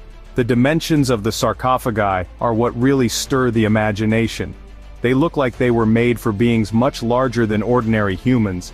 Some researchers believe they weren't meant for animals at all, but for giant rulers, maybe even visitors from beyond. The lids alone weigh more than most modern cars. So who had the strength and knowledge to carve, transport, and lower them into place underground with such perfection? Adding fuel to the fire, images have circulated of a different discovery, a mysterious golden sarcophagus, recently unearthed, containing what appears to be a non-human figure. While the authenticity of that particular find remains debated, it matches the ancient whispers, beings from the stars, preserved in forgotten tombs, waiting to be rediscovered. Official explanations tie the sarcophagi to religious practices, but there's an undeniable sense that something is missing, something too big, too advanced, and too carefully hidden in plain sight. Were these giant boxes really made for bulls, or are they the last remnants of a time when Earth's true rulers were much more than human? And if they were, where did they go? In the heart of ancient Mesopotamia, the land between the Tigris and Euphrates rivers, rises a structure that looks almost too purposeful to be random. Ziggurats, massive step pyramids built thousands of years ago, with foundations so solid they've survived the crush of time and conquest. The Great Ziggurat of Ur is the most famous, its layered tiers stretching toward the heavens. But what makes these structures truly fascinating isn't just their size or age, it's who they were built for. Ancient Sumerian texts talk about the Anunnaki, powerful beings who descended from the sky and ruled Earth. These weren't simple gods in robes and sandals, they were described as advanced, almost otherworldly figures. And the ziggurats? Some researchers believe they weren't just temples, they were literal landing platforms. Beacons for these sky beings to touch down safely on Earth. The construction techniques themselves are suspiciously sophisticated. The orientation, the materials, even the drainage systems, hint at knowledge far beyond what should have been available at the time. Ziggurats were built with such precision that their outlines are still visible from the sky today, like a message left behind for someone far above to see. Mainstream archaeology says these structures were places of worship. But why the obsession with reaching higher? Why the repeated references to gods who came from above? Watching old shows like Stargate SG-1, where ancient temples hide alien technology, suddenly doesn't seem so far-fetched. Maybe the Sumerians weren't just building to honor the heavens. Maybe they were building for beings who once traveled across them, and maybe, just maybe, they're waiting for a return. Just outside modern-day St. Louis, across the Mississippi River, lies a place that barely shows up in history books, but maybe it should. Cahokia was once the largest city north of Mexico, a thriving civilization with grand plazas, astronomical alignments, and giant earthen mounds that still baffle archaeologists. The biggest of them, Monk's Mound, covers 14 acres and rises nearly 100 feet high. Moving that much soil with simple hand tools and baskets sounds almost impossible, yet it happened, or at least that's what we're told. Some local legends whisper that the mounds weren't just ceremonial, they were built by, or for, giant beings. Skeletons measuring over 7 feet have allegedly been unearthed near Cahokia and throughout the Midwest, though official reports quickly dismissed them as myths or mistakes. Still, the sheer scale of the city and its mysterious collapse around 1400 AD keeps questions alive. Were these mounds meant to honor the skies or to mark the graves of beings much larger and stronger than we know today? Standing atop Monk's Mound today, the view stretches for miles. And you can't help but feel you're standing on something older and stranger than anyone ever admits. The feeling that maybe the land still remembers who really built it. At the bottom of the world, buried under endless ice and snow, a series of pyramid-shaped structures has set the internet and scientific communities buzzing. Satellite images show distinct triangular peaks poking out of Antarctica's icy blanket, with some sides and angles almost too perfect to be natural. The most famous, located near the Ellsworth Mountains, looks so much like a classic pyramid that some have called it the Second Giza. Scientists officially say these are nunataks, rocky peaks poking through glaciers, shaped by millennia of wind and ice. But not everyone buys that simple explanation. The clean lines, the symmetrical faces, the way they seem to form geometric patterns, it feels less like erosion and more like construction. By whom? That's the real question. Some theories suggest remnants of a lost civilization, frozen in time before Antarctica turned to ice. Others go even deeper, proposing that ancient visitors from space used the frozen continent as a base, a hidden staging ground for activities far beyond human understanding. After all, Antarctica remains one of the least explored regions on Earth. If ancient explorers once built pyramids in Giza, Teotihuacan, and elsewhere, could it really be that impossible that an even older, more advanced group left their mark here too, waiting quietly under the ice for someone to notice? Off the coast of Italy, on the island of Sardinia, something incredible lay hidden for centuries. In the 1970s, farmers plowing their fields stumbled upon fragments of enormous stone statues. When archaeologists pieced them together, they revealed towering figures, warriors, archers, and boxers, each more than 7 feet tall. These became known as the Giants of Mons Prama. The statues date back nearly 3,000 years, but even today, they raise more questions than answers. Their proportions are unusual: broad shoulders, oversized eyes, and powerful, imposing builds. They don't quite match any known artistic style of the Mediterranean world. Some researchers suggest they depict real beings, not ordinary humans, but giants who may have once roamed Sardinia and left their mark on its culture. Adding to the mystery, scattered reports and leaked images over the years hint at the discovery of massive skeletal remains in remote parts of the world, sometimes resembling beings far larger than modern humans. While official explanations are often vague, the similarities are hard to ignore. Now, when we look at the Mons Prama giants, it's not just their size that stands out, it's the feeling they were carved to preserve the memory of something real, something extraordinary. Were these figures guardians, visitors from a forgotten era, or perhaps even echoes of beings whose origins lie far beyond what we understand today? High on the windswept Altiplano of Bolivia, near the ruins of Tiwanaku, stands the Gate of the Sun, a massive stone arch carved from a single block of andesite. It's around 9 feet tall and 13 feet wide, decorated with mysterious engravings that include a central figure often called the Weeping God, and dozens of strange winged creatures.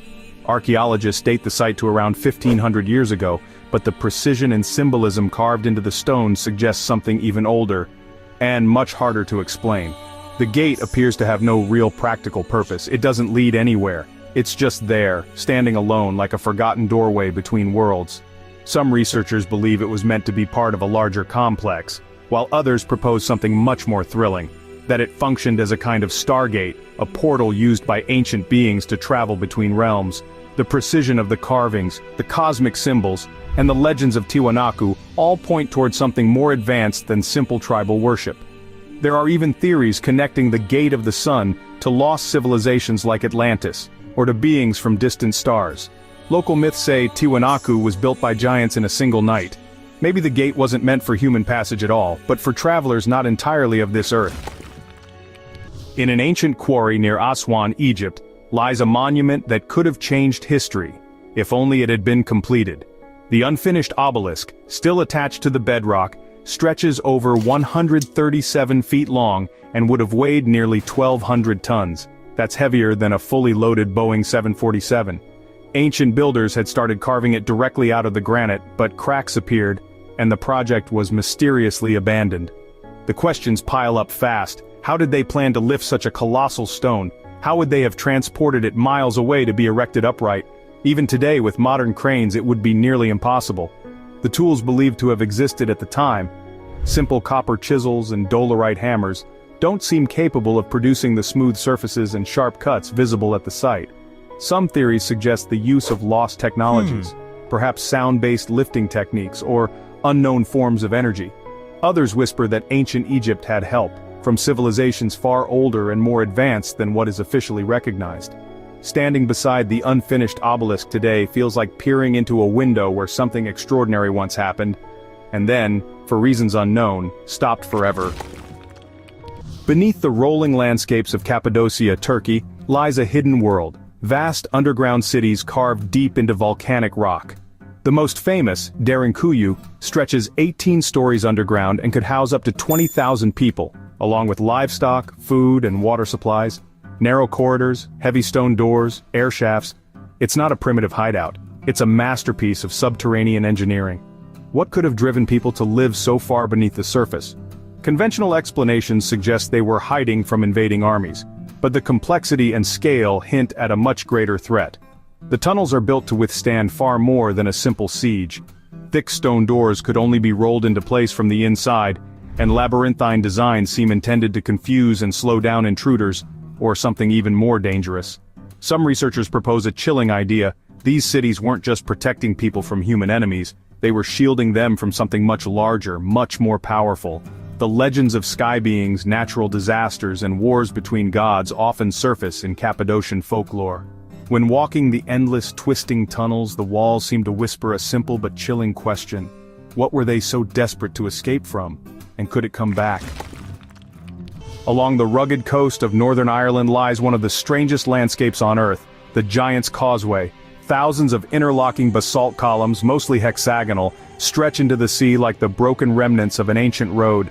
Officially, this marvel was created around 50 million years ago by volcanic activity, but when you stand there looking at the perfect geometric shapes stretching across the shore, the volcanic story feels almost too neat.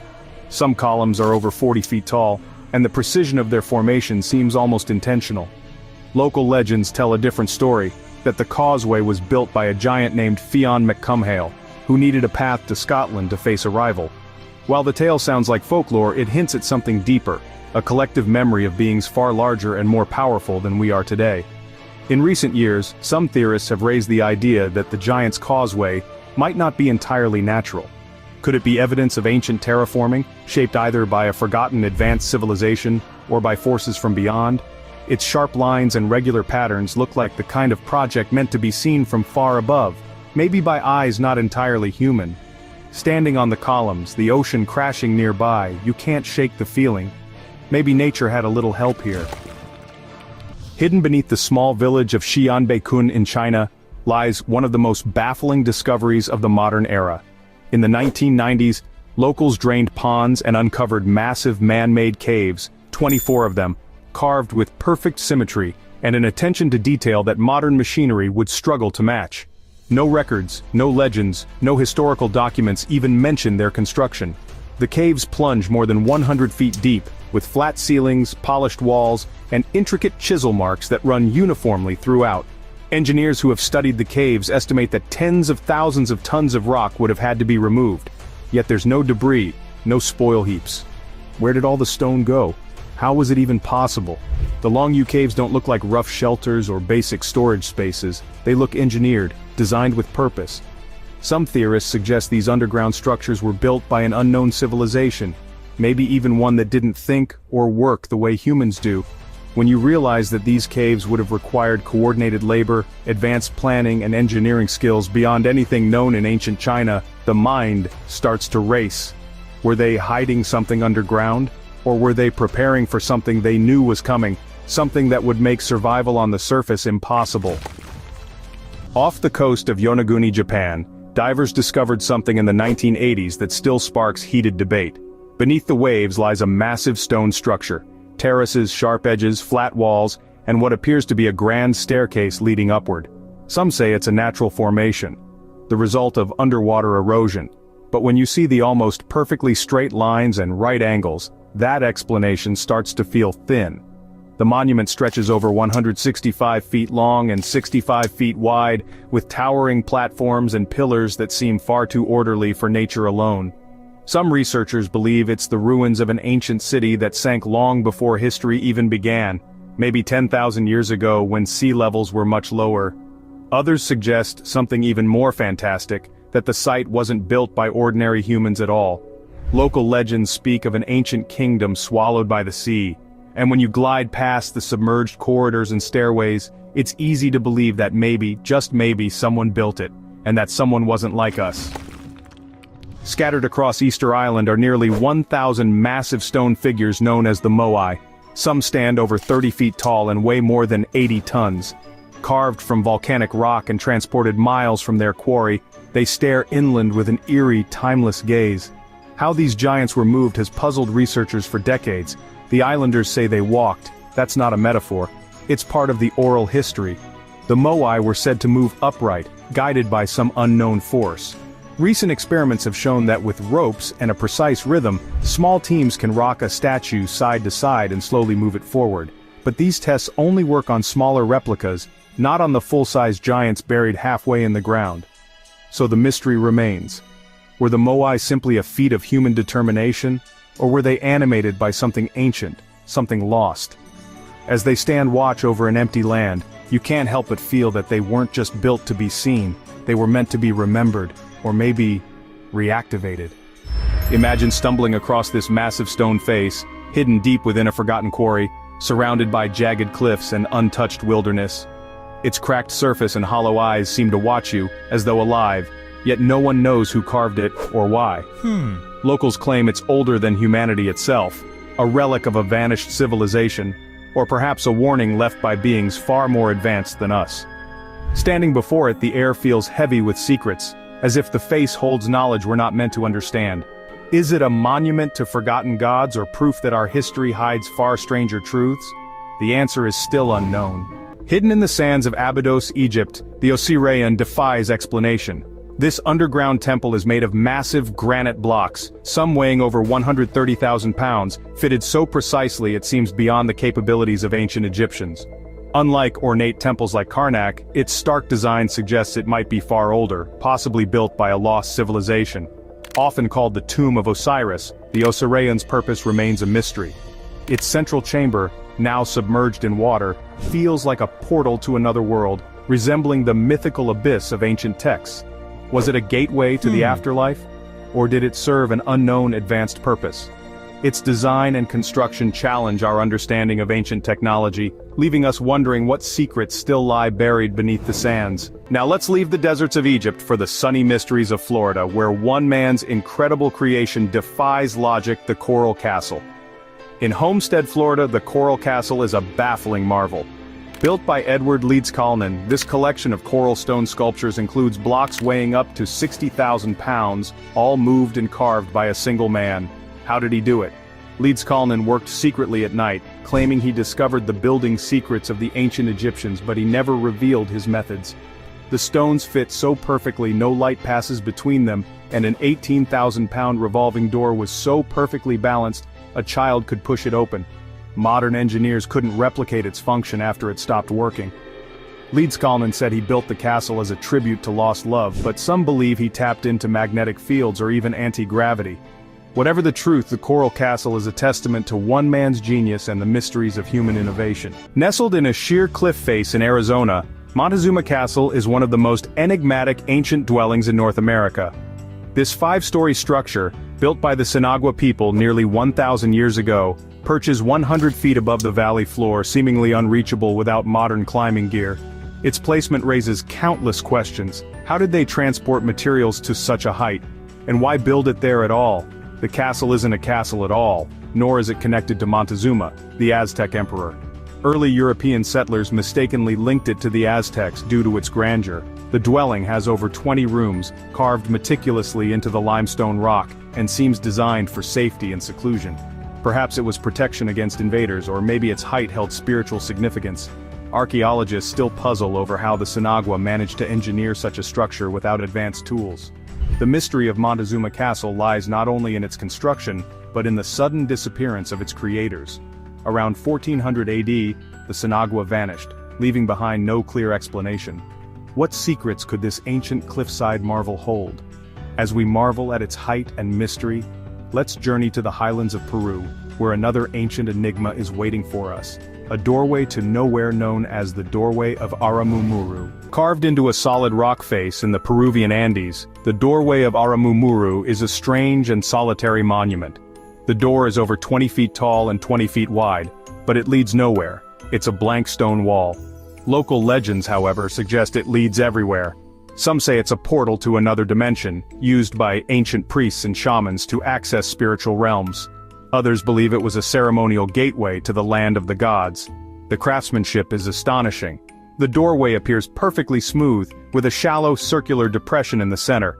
Legends tell of a priest who used a golden disc known as the Key of the Gods to activate the doorway and vanish into another world. Even today, visitors report strange sensations near the monument, from sudden chills to an inexplicable sense of awe. The true purpose of Aramumuru is unknown. Was it a symbolic spiritual marker, a ceremonial site, or something more advanced? Its presence raises endless possibilities, bridging the line between myth and reality. From this mysterious doorway, we journey to Bolivia, where the ancient ruins of Pumapunku challenge everything we know about ancient engineering. High on the Altiplano Plateau of Bolivia lies Pumapunku, an archaeological site that seems ripped from the pages of science fiction. Unlike most ancient ruins, Pumapunku isn't built with crude stone blocks. It's constructed with impossibly precise interlocking stones, some weighing over 285,000 pounds. The cuts are so perfect they look machine-made, with grooves and drill holes that would require advanced tools even today. Pumapunku was part of the Tiwanaku culture flourishing over 1,000 years ago, but its construction techniques and purpose remain a mystery. How did an ancient society with no written language or evidence of the wheel carve and transport such enormous stones? Even more baffling is the symmetry and precision of the blocks, some of which fit together like pieces of a giant jigsaw puzzle. Legends among the local Aymara people suggest that Pumapunku was built in a single night by gods who descended from the sky. Could this site be evidence of ancient extraterrestrial contact, or did the Tiwanaku possess knowledge lost to time? The ruins of Pumapunku leave us questioning the limits of human ingenuity, and whether our ancestors might have been far more advanced than we realize.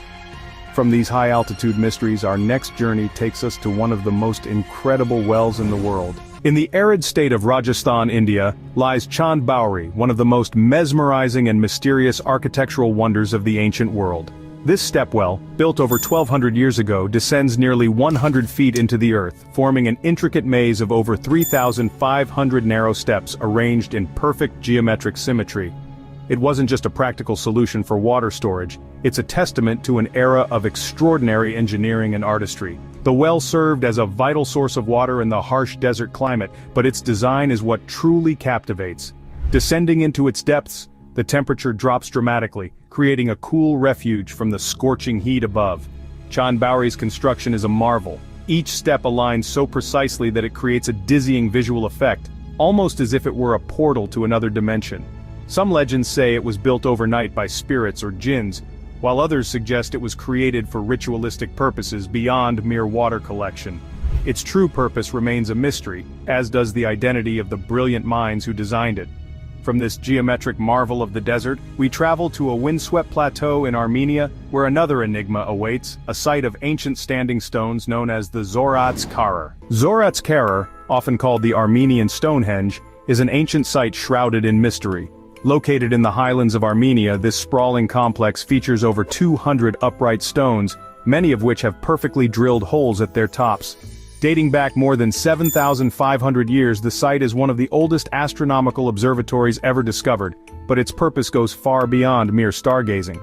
Some archaeologists believe Zoratz-Karar was used to track celestial events like solstices, while others think it served as a burial ground for ancient elites. The drilled holes align with the stars, suggesting an advanced understanding of astronomy long before the invention of telescopes.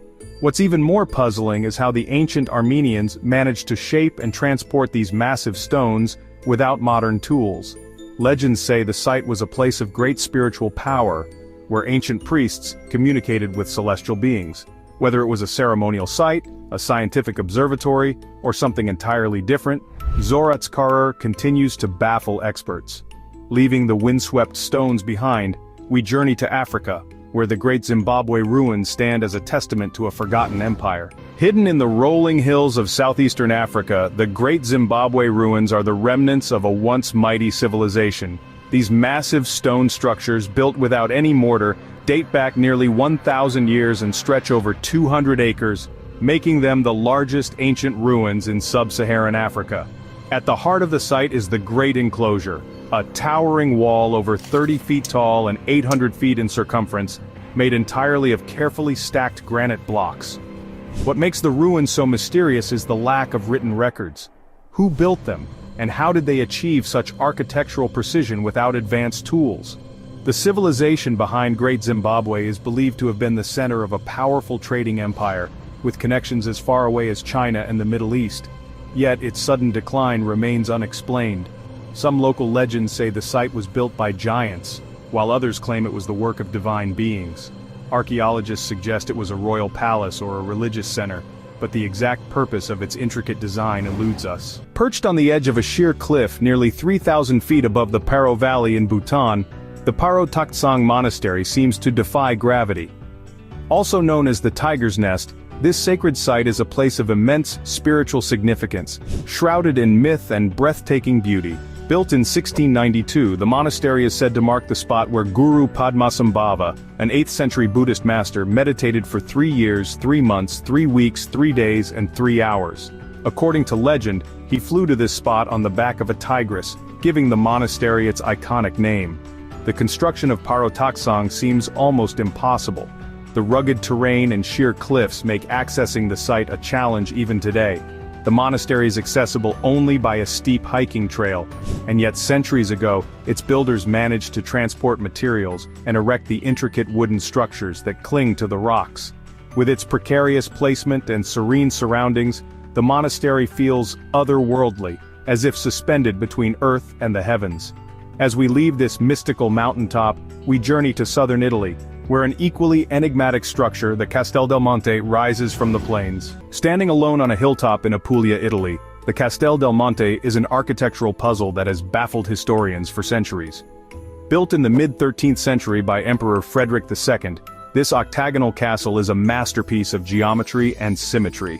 Unlike typical medieval castles, it has no moat, no defensive walls, and no signs of a military purpose. Its design combines elements of Islamic, classical, and Gothic architecture, leaving scholars to wonder what was its true purpose. The castle's octagonal shape is unique, with 8 towers placed at each corner. The number 8 is thought to have symbolic significance, representing infinity and balance. Inside, the rooms are arranged in a perfect harmony of proportion, suggesting the structure might have been used as an observatory, a hunting lodge, or even a place for secret rituals. The lack of historical records only deepens the mystery, fueling speculation about its connection to alchemy or the Knights Templar. From the Castel del Monte's mathematical precision, we move to the rolling hills of Malaysia, where a more personal mystery unfolds in the haunting beauty of Kelly's Castle. Nestled among the lush greenery of Perak, Malaysia, Kelly's Castle stands as a haunting monument to ambition and heartbreak. Built in the early 20th century by Scottish planter William Kelly Smith, the castle was meant to be a grand symbol of love and legacy, However, its construction was abruptly halted when Smith died of pneumonia in 1926, leaving the castle incomplete and its halls eerily silent. Kelly's castle blends Western and Eastern architectural styles with Moorish arches, Greco-Roman columns, and elements inspired by Indian temples. One of its most mysterious features is an elevator shaft, intended to house the first elevator in Malaysia, which was never completed. Secret tunnels run beneath the castle, adding an air of intrigue to its already mysterious aura. Locals whisper tales of ghostly apparitions and unexplained phenomena, claiming that Smith's restless spirit still roams the corridors. On the island of Crete, the Palace of Knossos stands as a window into the mysterious Minoan civilization, one of the earliest advanced societies in Europe. This sprawling complex, covering over 150,000 square feet, was constructed around 3,000 years ago, and served as the political and ceremonial heart of Minoan culture. But its intricate layout and vivid frescoes have sparked countless questions about its purpose and the people who built it. The palace's labyrinthine design is said to have inspired the myth of the Minotaur, a half-man, half-bull creature that lived in a maze. The sheer complexity of Knossos suggests it may have been more than a royal residence. Some believe it was a center for religious rituals or an administrative hub. Excavations have revealed advanced features like a sophisticated drainage system and colorful murals depicting bull-leaping ceremonies, hinting at a culture rich in symbolism and mystery. Despite its grandeur, the Minoans disappeared mysteriously around 1200 BCE, possibly due to a volcanic eruption or an invasion.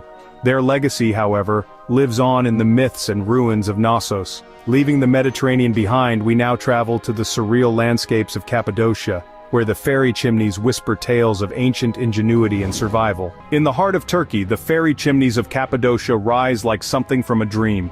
These natural rock formations, sculpted by centuries of volcanic eruptions and erosion, served as the foundation for an astonishing feat of human creativity. For thousands of years, people carved homes, churches, and entire cities into the soft volcanic rock, creating an underground world unlike anything else on Earth. One of the most fascinating examples is Derinkuyu, an underground city that plunges over 200 feet deep and could house up to 20,000 people. These subterranean dwellings, connected by tunnels, were used as shelters during times of invasion. Above ground, the chimneys themselves have been transformed into cave homes and monasteries, some of which are still in use today. The interiors are cool and dark, with walls adorned with ancient carvings and frescoes that reveal the deep spirituality of the people who lived here. The fairy chimneys blur the line between natural wonder and human ingenuity, standing as a testament to the resilience and resourcefulness of ancient civilizations. As we leave the magical terrain of Cappadocia, we head to India, where a temple carved entirely from a single rock challenges everything we think we know about ancient construction. In Maharashtra, India, the Kailasa Temple of Ellora defies belief. This massive structure, part of the Ellora Caves complex, was carved from a single basalt cliff face in the 8th century. The temple is dedicated to Lord Shiva, and is the largest monolithic structure in the world, featuring towering pillars, intricately carved sculptures, and a central shrine that seems to float in its courtyard. What makes the Kailasa Temple so astonishing is the method of its construction. Rather than being built from the ground up, it was excavated from the top down, with artisans removing over 880 million pounds of rock to reveal the masterpiece within. The precision and scale of the carvings suggest an almost superhuman level of skill, with some researchers speculating that it may have been created using advanced tools or techniques lost to time. The temple's elaborate carvings depict scenes from Hindu mythology, but its creation remains shrouded in mystery. How did the builders achieve such symmetry and detail without modern machinery? Was it the work of thousands of laborers over decades, or was there a secret technique that has since been forgotten? As we marvel at this monumental achievement, the Kailasa Temple leaves us wondering how much of ancient innovation we have yet to rediscover. Rising from the lowest plains of northern China, the Shimao Pyramid is a recent and stunning archaeological discovery that challenges our understanding of ancient history. Built over 4,000 years ago, this sprawling structure is part of a massive city, covering nearly 1,000 acres. Unlike most pyramids, Shimao's step terraces are fortified with high stone walls, suggesting a mix of ceremonial and defensive purposes. What makes Shimao truly fascinating are its intricate carvings and jade artifacts, hinting at a culture advanced in both art and engineering. The site predates the Great Wall by centuries, yet its creators remain largely unknown. As we ponder this ancient mystery, we move from China's enigmatic past to the deserts of Egypt, where another pyramid challenges conventional history, the Black Pyramid. Hidden among the sands of Dashur, the Black Pyramid of Amenemhat III stands as a haunting relic of ancient Egypt. Unlike its more famous counterparts, this pyramid's blackened, crumbling exterior reveals a tragic design flaw. Constructed using mud bricks encased in limestone, its inner chambers began to collapse shortly after completion, leaving it abandoned. Despite its ruined state, the Black Pyramid holds secrets. Its burial chambers are among the most complex ever built, featuring intricate passageways and false doors meant to thwart tomb robbers. Was it an experiment in architecture gone wrong, or does it hold a deeper purpose? As the sands whisper its secrets, we turn to the cliffside marvels of New Mexico, where ancient ingenuity meets rugged beauty. Nestled in the rocky canyons of New Mexico, the Bandelier Cliff Dwellings tell the story of a resilient people who thrived in an unforgiving landscape. These dwellings, carved into volcanic tuff over 800 years ago by the ancestral Puebloans, feature rooms, kivas, and storerooms embedded in the cliffs. What stands out is their harmony with the natural environment. The dwellings are accessible by ladders and trails, hinting at a community that prioritized defense and sustainability. The carvings and petroglyphs left behind provide glimpses into their spiritual lives, though the reasons for their eventual departure remain a mystery. As we leave these cliffs behind, we travel to Malta, where ancient temples hold their own enigmatic allure. Perched on a hill overlooking the Mediterranean Sea, the Hagar Kim temples in Malta are among the oldest freestanding structures in the world. Dating back over 5,000 years, these limestone temples feature massive stone slabs, some weighing up to 44,000 pounds, arranged with stunning precision. The temples align with celestial events, suggesting an advanced understanding of astronomy. Intricate carvings of spirals and animal figures add an artistic touch, hinting at a deep spiritual connection to the cosmos. Despite their age and significance, little is known about the people who built them. From these ancient stones, we move to another enigma.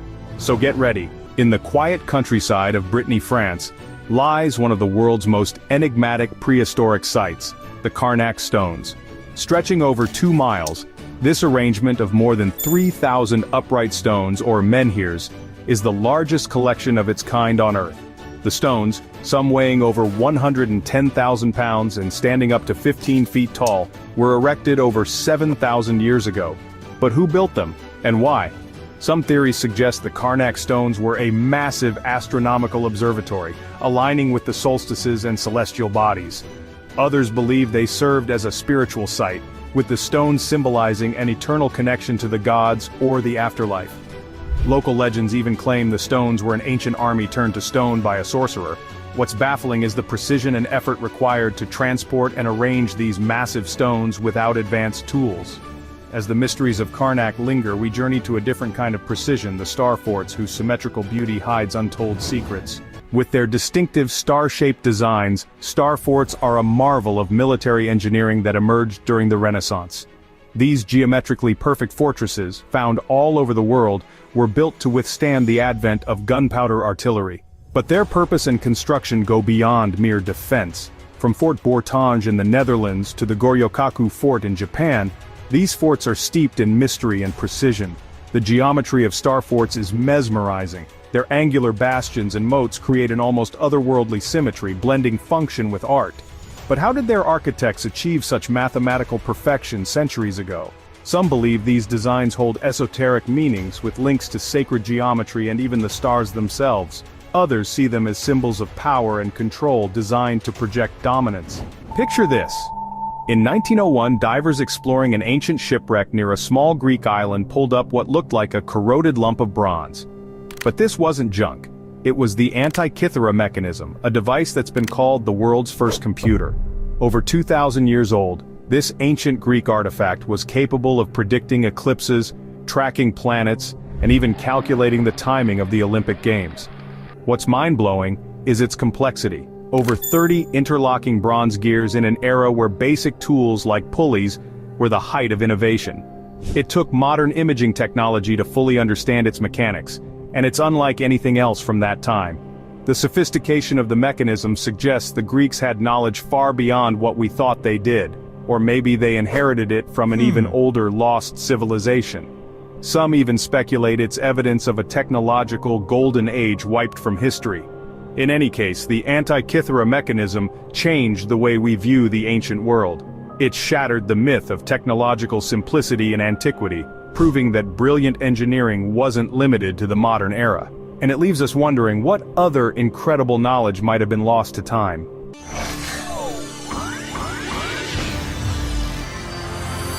Let's jump from ancient Greece to South Asia, where one of the most mysterious civilizations of the ancient world once thrived. The Indus Valley Civilization, dating back over 4,500 years, spanned parts of modern-day India and Pakistan. Unlike the chaotic sprawl of many ancient cities, the settlements of the Indus people were masterpieces of urban planning. They had grid-like streets, advanced drainage systems, and even public baths that rival modern sanitation. But here's the kicker. They left no grand palaces, temples, or monuments. Instead, their cities suggest a society remarkably egalitarian for its time, a complete mystery when compared to the power hierarchies of ancient Egypt or Mesopotamia. Even stranger is their sudden disappearance around 1900 BCE. What could have wiped out such an advanced civilization? Theories abound. Some point to climate change or shifting rivers. But then there's the more out-there speculation. Was this civilization so advanced that it even mastered nuclear technology? A controversial claim, yes, but a layer of vitrified material, stone that appears to have been melted by extreme heat, has been discovered at Mohenjo-Daro, one of the major Indus Valley sites. Some argue this is evidence of a catastrophic event, possibly even an ancient atomic blast. Is this far-fetched? Perhaps. But isn't the idea of a forgotten culture wielding knowledge so advanced it left no trace in later history tantalizing? And speaking of ancient knowledge that baffles modern science, let's take a closer look at the Lycurgus Cup. At first glance, it's a stunning Roman artifact from the 4th century CE, depicting a mythological scene. But what makes this cup extraordinary is its magical property. It changes color. In regular light, it glows a deep green, but hold it up to light, and it transforms into a brilliant ruby red. How is this possible? Scientists didn't figure it out until the 20th century. The secret lies in the glass itself, which contains tiny particles of gold and silver, on the nanoscale.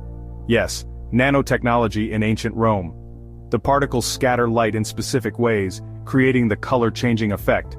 But here's the real head-scratcher. How did the artisans know how to achieve this? Was it a lucky accident, or did they understand the science of light and materials in a way we've long underestimated?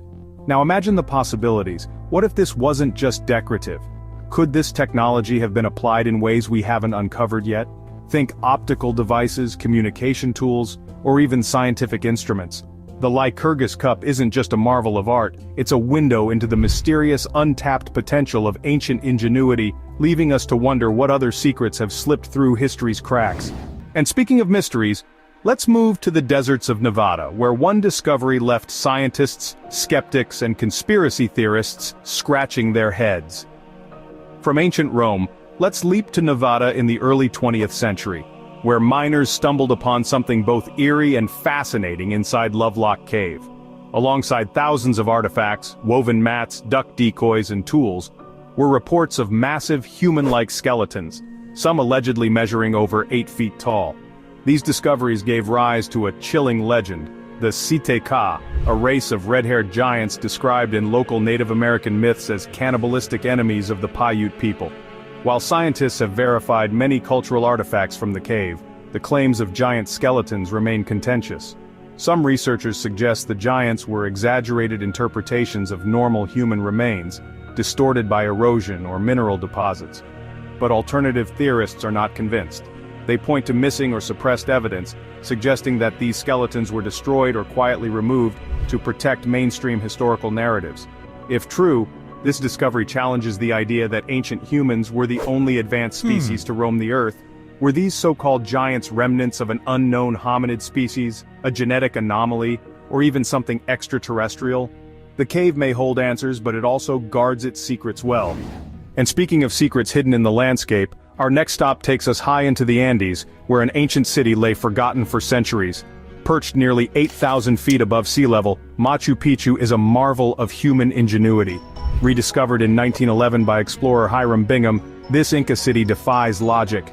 Built without mortar, its perfectly cut stones fit together so tightly that even a knife blade can't slip between them. But the real mystery isn't just how it was built, it's why it was abandoned. Archaeologists believe Machu Picchu was a royal estate or sacred site, but no written records from the Inca survive to confirm its purpose. Some speculate it was a retreat for elite priests and rulers, while others think it served as a fortress during times of war. But alternative theories suggest something more intriguing. Could Machu Picchu have been an ancient observatory? Its alignment with celestial events, like the solstice sun perfectly illuminating specific temples, suggests a profound understanding of astronomy. Others claim it's a leftover relic of an even older civilization, one the Inca inherited and built upon. What's even stranger are the legends surrounding the Incas' knowledge of energy fields. Some believe Machu Picchu was strategically placed at a powerful energetic site, part of a global network of ancient energy grids. Whether or not you buy into those theories, one thing's for sure. Machu Picchu's construction and abandonment leave us with far more questions than answers. Now, let's leave the highlands of Peru and venture into Bronze Age Europe, where an enigmatic artifact was unearthed that might rewrite our understanding of the stars. Unearthed in 1999 in Germany, the Nebra sky disk is a 12-inch bronze artifact that has left archaeologists and astronomers scratching their heads. Adorned with gold symbols including the sun, moon, and stars, this 3,600-year-old object is considered the earliest known depiction of the cosmos. But this isn't just a piece of decorative art. Researchers believe the sky disk was used as an astronomical tool to track celestial events and perhaps align with the solar calendar. A striking accomplishment for the Bronze Age. What makes the disk even more perplexing is its advanced understanding of astronomy. It aligns with the summer and winter solstices when positioned with nearby landmarks, suggesting its creators had a deep knowledge of celestial patterns. Yet, this knowledge seems almost out of place for the era. Some theorists argue it points to a lost European civilization that predates recorded history. Could this disk represent more than an isolated find? Could it be a fragment of a forgotten tradition that bridged science and spirituality in ways we still don't fully grasp? Its mysterious origins and the precise craftsmanship hint at a complexity that rewrites our understanding of ancient Europe. Nestled in the cliffs of Maharashtra, India, the Ajanta caves are a series of 29 rock-cut temples carved directly into the hillside over 2,000 years ago. What's astonishing is that these caves weren't just hollowed out, they were sculpted with extraordinary precision, down to the smallest detail. Statues, murals, and architectural elements were all created from a single piece of stone, yet they mirror the intricacy of structures that would normally require multiple materials and skilled laborers. How could this level of detail be achieved with tools available during that era? Some experts suggest that the artisans had advanced techniques for stone carving, possibly involving tools or methods that have been lost over time. Others propose more radical theories, that the Ajanta caves might have been influenced by an ancient, now unknown, advanced culture. There's even speculation that they were aligned with astronomical events or energy grids, turning these temples into more than just places of worship. Adding to the mystery, the caves were abandoned for centuries and only rediscovered in 1819 by a British officer. How could such a monumental achievement vanish from history? The Ajanta caves aren't just breathtaking, they're a puzzle, offering tantalizing glimpses of ancient knowledge and techniques we still don't fully understand. And speaking of rediscovery, few artifacts have unlocked as much hidden knowledge as a single slab of stone unearthed in Egypt, a find that would change our understanding of an entire civilization. In 1799, during Napoleon's campaign in Egypt, soldiers stumbled upon a discovery that would become one of the most important archaeological finds in history, the Rosetta Stone. This seemingly unassuming slab of granodiorite was inscribed with the same text in 3 scripts: Greek, Demotic, and Egyptian hieroglyphs. At the time, hieroglyphs were an enigma, their meanings long lost to history. But this stone held the key to unlocking them. The Greek text provided a critical starting point. Scholars, led by Jean-François Champollion, worked tirelessly to crack the code, piecing together the meanings of symbols and bringing the written language of ancient Egypt back to life. With this breakthrough, a whole civilization began to speak again, revealing details about their daily lives, religion, and governance. Without the Rosetta Stone, much of what we know about ancient Egypt would remain a mystery. But here's a twist. Some historians argue the stone may have been part of a larger set of inscriptions. What else might have been lost to history, and how much more could we learn if another Rosetta was unearthed? In 1947, a young Bedouin shepherd made a discovery that would shake the academic and religious world. Searching for a lost goat in the Qumran caves near the Dead Sea, he stumbled upon clay jars containing ancient scrolls. These turned out to be the Dead Sea Scrolls, a collection of nearly 1,000 texts, dating back over 2,000 years. Among them were fragments of nearly every book of the Hebrew Bible, alongside texts describing the beliefs and practices of a mysterious Jewish sect. What makes the Dead Sea Scrolls so groundbreaking is their age and content. They are the oldest known manuscripts of the Hebrew Bible, pushing our understanding of its origins and development. But the scrolls also include apocalyptic writings, sectarian rules, and commentary that reveal a fascinating glimpse into the diversity of thought within ancient Judaism. Some scholars suggest these texts may have belonged to the Essenes, a Jewish sect mentioned by ancient historians. Others argue they were part of a larger library hidden during times of upheaval. Their discovery raised questions too. Why were they hidden in caves? Were they preserved intentionally to protect sacred knowledge, or simply forgotten relics of a turbulent era?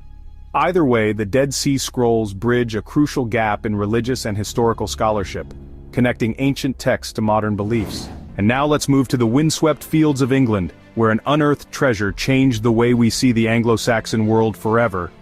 In 1939, as World War II loomed, one of England's most astonishing archaeological discoveries emerged from the quiet Suffolk countryside. At Sutton Hoo, an amateur archaeologist unearthed a burial mound containing the remnants of a 7th century Anglo-Saxon ship and an extraordinary treasure hoard. Among the items were intricately crafted gold and garnet jewelry, a ceremonial helmet, a stunning shield, and a wealth of other artifacts. This wasn't just any burial. It was likely the final resting place of a high-ranking Anglo-Saxon king, possibly King Radwald of East Anglia. What makes the Sutton Hoo treasure so remarkable is how it transformed our understanding of the so-called Dark Ages. Far from being a time of stagnation, the artifacts revealed a sophisticated society with connections to the wider world. Some items were made from materials sourced as far as Byzantium and the Middle East, highlighting the extensive trade networks of the time. The craftsmanship of the helmet and jewelry rivaled anything found elsewhere in Europe, demonstrating the artistic and cultural achievements of Anglo-Saxon England. This find didn't just rewrite history, it gave new life to a period once thought to be shrouded in obscurity. But treasures don't just tell us about kings and warriors. Sometimes they uncover the daily realities of ancient trade and travel. For that, we head to the Mediterranean, where the depths of the sea revealed a ship that carried the world of the Bronze Age on board. Off the coast of Turkey, a discovery beneath 150 feet of water brought the late Bronze Age to life like never before. In the late 1980s, divers found the Uluburun shipwreck, a 3,300-year-old trading vessel carrying a cargo that reads like a shopping list for the ancient world. There were copper and tin ingots, used to make bronze, alongside Canaanite jars filled with resin, Egyptian glass beads, Cypriot pottery, African ebony, and even Baltic amber. The ship's contents represented a vast network of trade routes connecting the Mediterranean, the Near East, and beyond. What makes the Uluburun shipwreck so captivating is its completeness. It's not just fragments of a past life, it's a frozen moment of Bronze Age commerce. The sheer variety of goods on board paints a vivid picture of how interconnected these ancient civilizations were. And let's not forget the mystery of the ship itself. Where was it headed? Who were the crew? Some suggest it may have been a royal trade vessel, given the luxurious goods aboard, including a gold scarab bearing the name of Nefertiti. The Uluburun wreck reminds us that history isn't just written in grand monuments or famous battles. Sometimes it's hidden in the cargo of a ship, preserved beneath the waves, offering us a rare glimpse into the everyday interactions that shaped the ancient world. Discovered in 1961 in a Neolithic site in Romania, the Tartaria tablets have stirred debates for decades. These small clay slabs, etched with intricate symbols, are thought to date back to 5300 BCE, making them potentially the oldest known examples of writing in human history, if they are writing at all. Some scholars argue these symbols are an early precursor to Sumerian cuneiform, suggesting that literacy might have originated in Europe before spreading to Mesopotamia. Others, however, believe the marks are purely decorative or represent a primitive counting system. But here's where things get even more intriguing. The symbols bear a striking resemblance to markings found in far-off cultures, leading some to speculate about ancient cultural exchanges, or even extraterrestrial influence. Could the tablets be evidence of a forgotten, highly advanced civilization? Or are they part of a larger, interconnected network of knowledge we've only begun to uncover? The mystery of their meaning, and how they fit into the story of early human development, continues to fuel debate and wild speculation.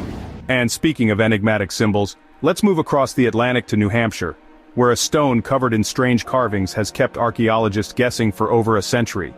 In 1872, while digging a fence post near Lake Winnipesaukee, workers unearthed a peculiar egg-shaped stone unlike anything they'd ever seen. The Lake Winnipesaukee Mystery Stone, as it's now called, is carved with intricate symbols, including depictions of arrows, a spiral, and what some believe is a human face.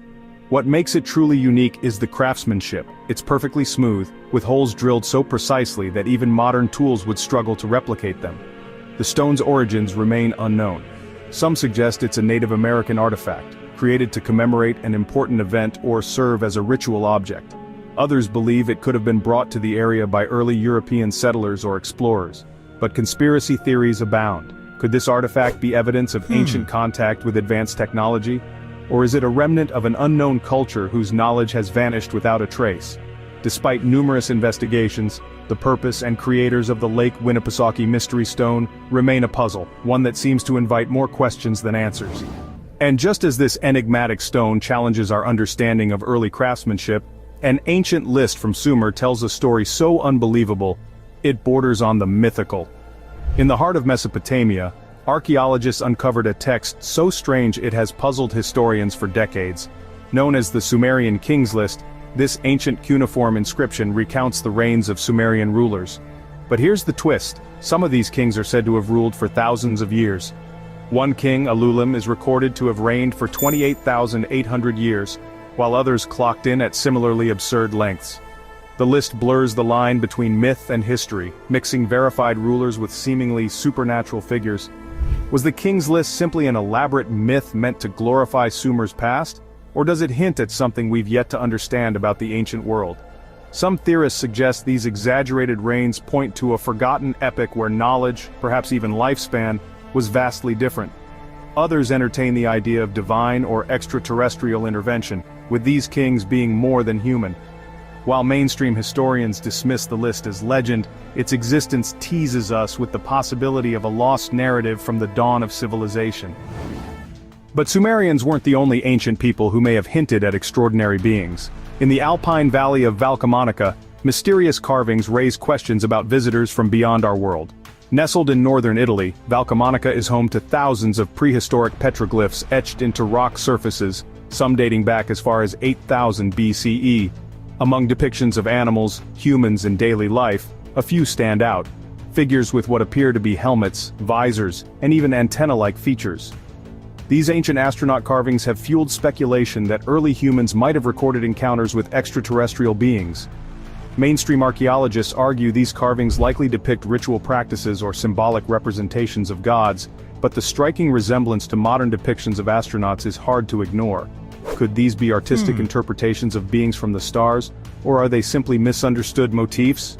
Conspiracy theorists suggest these figures, along with similar artwork found around the world, could be evidence of contact with advanced beings who influenced early civilizations. Whether they represent aliens, gods, or something else entirely, the Valcamonica petroglyphs challenge us to rethink how ancient people viewed their world, and who or what they believed was watching over them. That's about it. Write in the comments which find surprised you the most. For more useful information, watch other videos. Glowing masks, underwater cities, ancient tech, and lost civilizations. These shocking finds will blow your mind and rewrite history. The Nazca lines have always baffled the world. Those giant geoglyphs etched into Peru's desert floor are visible only from the sky. But in 2025, a new discovery shook the foundations of what we thought we knew. Beneath the very soil that holds these mysterious figures, a vast and complex network of tunnels and ancient water channels has been uncovered using cutting-edge LiDAR technology. We're not just talking about a few carved ditches, This is a massive, interconnected system, carefully engineered to harness and distribute underground water across one of the driest regions on Earth. What makes this even more fascinating is the precision. The Nazca people didn't just dig blindly. These tunnels, known as puquios, follow geological fault lines and tap into aquifers that still provide water today, thousands of years later. The system is so effective that some parts are still in use by local farmers. But here's where it gets really strange. Many of these underground channels are located directly beneath the Nazca geoglyphs. Some researchers now believe the lines themselves may have served as markers, or part of a greater ceremonial infrastructure connected to water worship or astronomical cycles. And of course, not everyone is convinced it's just about irrigation. The tunnel's precision, their alignment with celestial events, and the energy patterns recorded around them have sparked theories that stretch far beyond what textbooks suggest. Some theorists claim the Nazca were working with knowledge that shouldn't have existed in pre-industrial societies, perhaps even guided by something not entirely human. After all, how did an ancient culture with no advanced tools create a system so durable, so efficient, and so perfectly aligned with both nature and the stars? Buried beneath the remote Alaskan wilderness near Mount Denali lies a formation so massive and precise that it has puzzled researchers, whistleblowers, and truth-seekers for decades. Locals have long spoken of a pyramid-shaped structure hidden underground, larger than the Great Pyramid of Giza, with perfect geometric angles and sides so aligned that many refuse to believe it could be natural. Official maps say nothing. Archaeological digs, none allowed. The area is tightly controlled, and strange stories have emerged from those who've tried to get close. Sudden compass malfunctions, strange pressure in the air, and even low-frequency vibrations that can be felt but not heard. Some say the formation hums beneath the surface. Others believe it was buried intentionally, not by nature but by design. There are whispers that the structure may be thousands of years old, possibly even older than recorded history. Some claim it's a forgotten monument of a pre-Ice Age civilization. Others suggest it was never human to begin with. What feeds the mystery is how fast any conversation around it gets shut down. No studies, no excavations, no interest from the mainstream, as if something doesn't want the truth getting out. The Black Pyramid of Alaska remains one of North America's most compelling unsolved mysteries. It's there, it's massive, and it's off limits. And until someone is allowed to dig, all we have are the questions it keeps raising. Thousands of miles away from Alaska's frozen soil, in the heat of ancient Mesopotamia, another strange find has historians rethinking old stories. A small clay tablet dated to over 3,000 years ago was discovered in Iraq with something totally unexpected: step-by-step instructions for building a massive boat. But this isn't the wooden ark you've seen in paintings. This one was round, perfectly circular, like a giant coracle, reinforced with palm fiber rope and waterproofed with bitumen, and it was big enough to hold animals, food, and people. The detail is striking. The text mentions specific materials, dimensions, and construction techniques, written long before most civilizations even understood engineering at this scale. Even more curious, the story sounds eerily familiar. It describes a great flood sent by the gods, a chosen survivor, and a vessel built to withstand it all. It predates the biblical story of Noah by centuries. The similarities have made some question whether our most iconic flood myth was borrowed from something much older, and possibly real. A team of archaeologists even tried to build the boat using the tablet's specs, and it floated perfectly. So, was this just a tale or a technical manual passed down from survivors of a forgotten catastrophe? No matter how you frame it, a dusty slab of clay from a time before history books has managed to shake one of the world's oldest stories right to its core. In the ruins of a long-forgotten settlement in southeastern Iran, archaeologists unearthed something that left even seasoned experts stunned: the remains of a woman who lived nearly 5,000 years ago, with a perfectly crafted artificial eye still in place. This wasn't just a decorative piece. The eye was made of a light material coated in a gold-colored film, complete with a tiny black iris, etched capillaries and grooves so precise that it looked like it was made with tools far beyond what Bronze Age people were supposed to have. The burnt city where this prosthetic was found has already been known for producing strange and advanced artifacts, but this eye was in a league of its own. It fit so naturally in the woman's skull that it must have been worn regularly, possibly even for ceremonial or spiritual reasons. And here's the eerie part: it was still lodged in her eye socket when she was buried. which means it was more than decoration. It was a part of her identity. Some believe this could be the earliest example of ocular prosthetics in human history, not just for function, but possibly status. Was this woman a priestess, a healer, an oracle? Local myths in the region speak of women who could see beyond, and with an eye like that, it's easy to understand how stories like that might have started. It's discoveries like this that blur the line between ancient medicine, ritual, and something else entirely. In early 2025, a team exploring an unmarked cave system near Nazca uncovered a strange circular artifact buried beneath layers of ash and clay. Made of bronze-like alloy with carved ridges and glowing crystalline inlays, the object resembled a mask with non-human features. Locals claim it's part of a lost sky-worshipping ritual. Scientists haven't explained the internal light source. It activates only in total darkness. The artifact has since been locked away for further study. In 2024, archaeologists working at Teotihuacan made a breakthrough that rattled even the most experienced researchers. A vast underground tunnel system hidden beneath one of the most mysterious ancient cities in the world. Using ground-penetrating radar and robotic scanners, experts mapped a multi-level labyrinth stretching beneath the Pyramid of the Moon, packed with chambers, passages, and sealed rooms that had never been accessed before. What shocked everyone was the presence of unusual materials deep within the tunnels. Spheres made of pyrite and clay, shiny and metallic, were found arranged in patterns, as if placed intentionally. One corridor showed signs of being lined with mica, a mineral used today for its electrical insulation properties. There were no human remains, no typical burial markers, and no signs of casual construction. It looked more like a ceremonial or technological complex, something designed with precision and purpose. Theories range from ritual use and initiation rites to astronomical observatories, but others suggest something more advanced. Why build such a complex underground network, and keep it secret? Some believe the tunnels were used to simulate underworld journeys, or even as a form of energy chamber. A few fringe researchers suggest it may have been designed to manipulate natural frequencies or earth energies, and yet no texts from Teotihuacan explain its true function. The civilization left no writing. Just silence, tunnels, and puzzles carved in stone. As more chambers are uncovered, experts agree on one thing: Teotihuacan was far more advanced, and far stranger than we've ever imagined.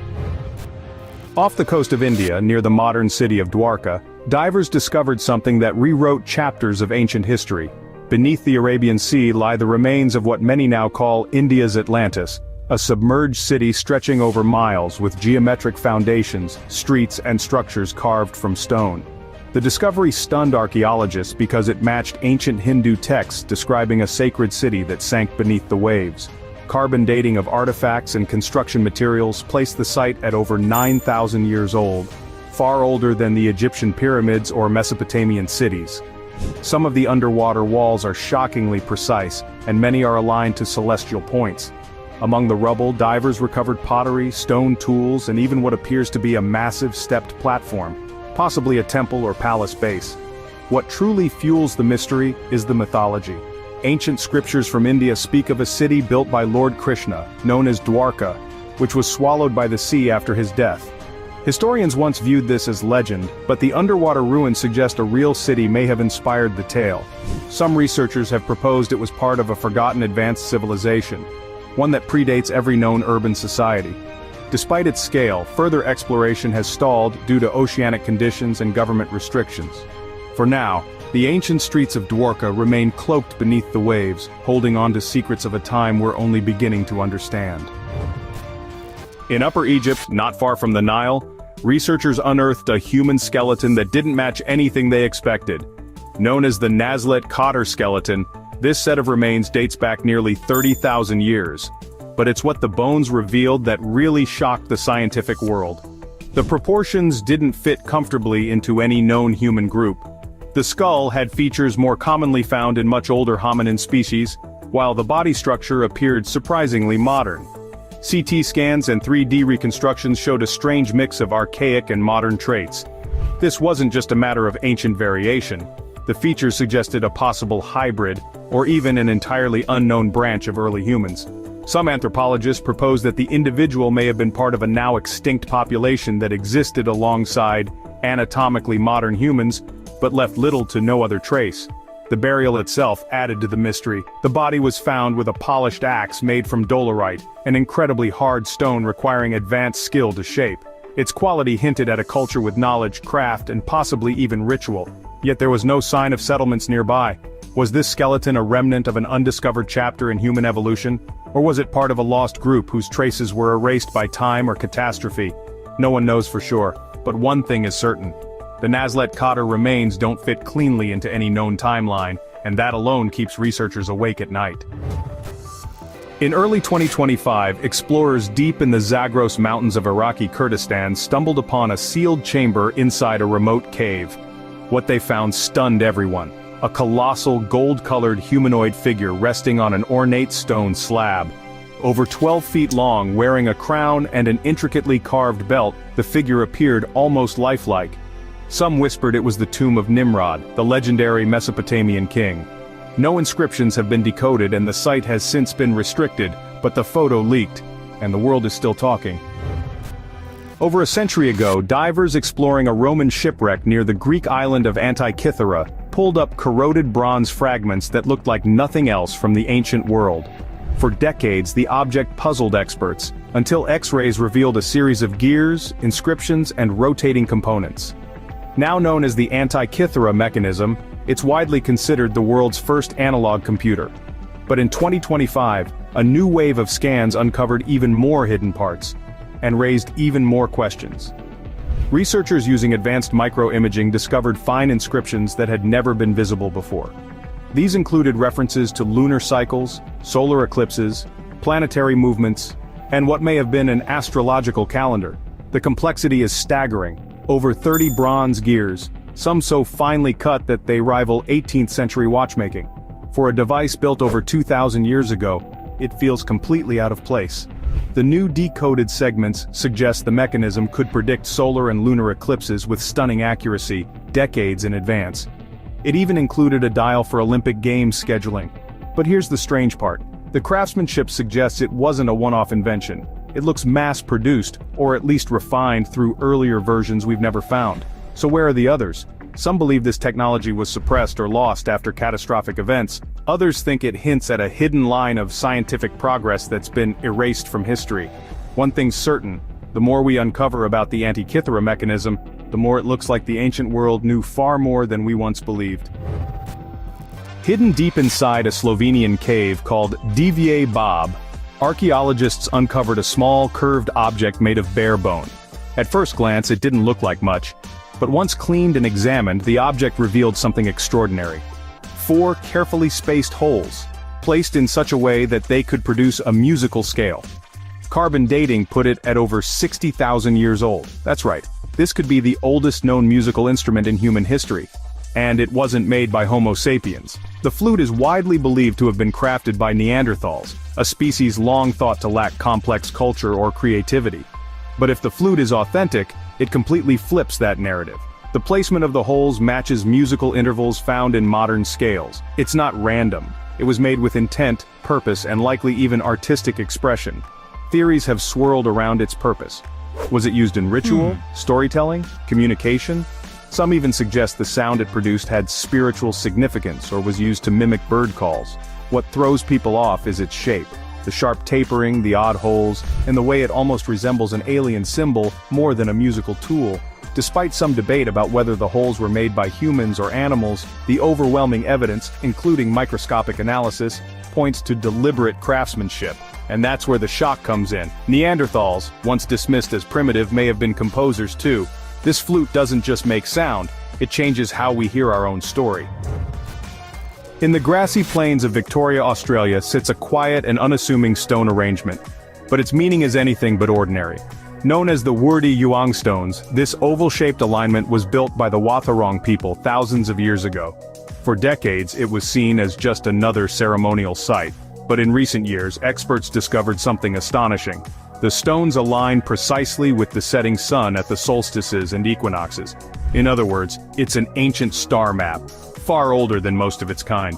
What's even more fascinating is that the site shows an understanding of the solar year long before Western science ever set foot in Australia. The placement of certain stones marks the exact points where the sun sets during key moments of the year. suggesting that the builders were tracking the sky with incredible precision. Unlike the grand pyramids or towering monuments found in other cultures, Wurdi Yuang is subtle, but its accuracy is just as powerful. It shows that Aboriginal Australians possessed complex astronomical knowledge, deeply woven into their oral traditions and spiritual life. Some elders even say the stones reflect the Dreamtime, a cosmic map passed down through stories. The discovery shocked the scientific community and forced many to re-evaluate long-held assumptions about ancient astronomy. It's not just a pile of rocks. It's a working observatory, carved out of memory, myth, and millennia-old stargazing. And it might be the oldest in existence. They're small, hollow, and eerily symmetrical. 12-faced metal objects with knobs on each corner and no known purpose. Roman dodecahedrons have puzzled historians for years. They've been found scattered across Europe, mostly in military zones with no inscriptions, no documents, and no clear function. But when one was unearthed in the Netherlands in 2024, far from where these objects usually turn up, it reignited a wave of mystery and new speculation. What's shocking isn't just the design. It's the fact that after thousands of years, no one knows why they were made. Theories range from measuring tools to religious artifacts, astronomical devices, or even gaming pieces. But none fully explain the craftsmanship or consistency in size and pattern. Some researchers now suggest they were used in complex rituals, possibly linked to Roman elite cult practices, due to their consistent association with sacred sites and burial areas. The 2025 find in the Netherlands was especially strange. It was pulled from a muddy riverbed, perfectly intact, with traces of beeswax inside.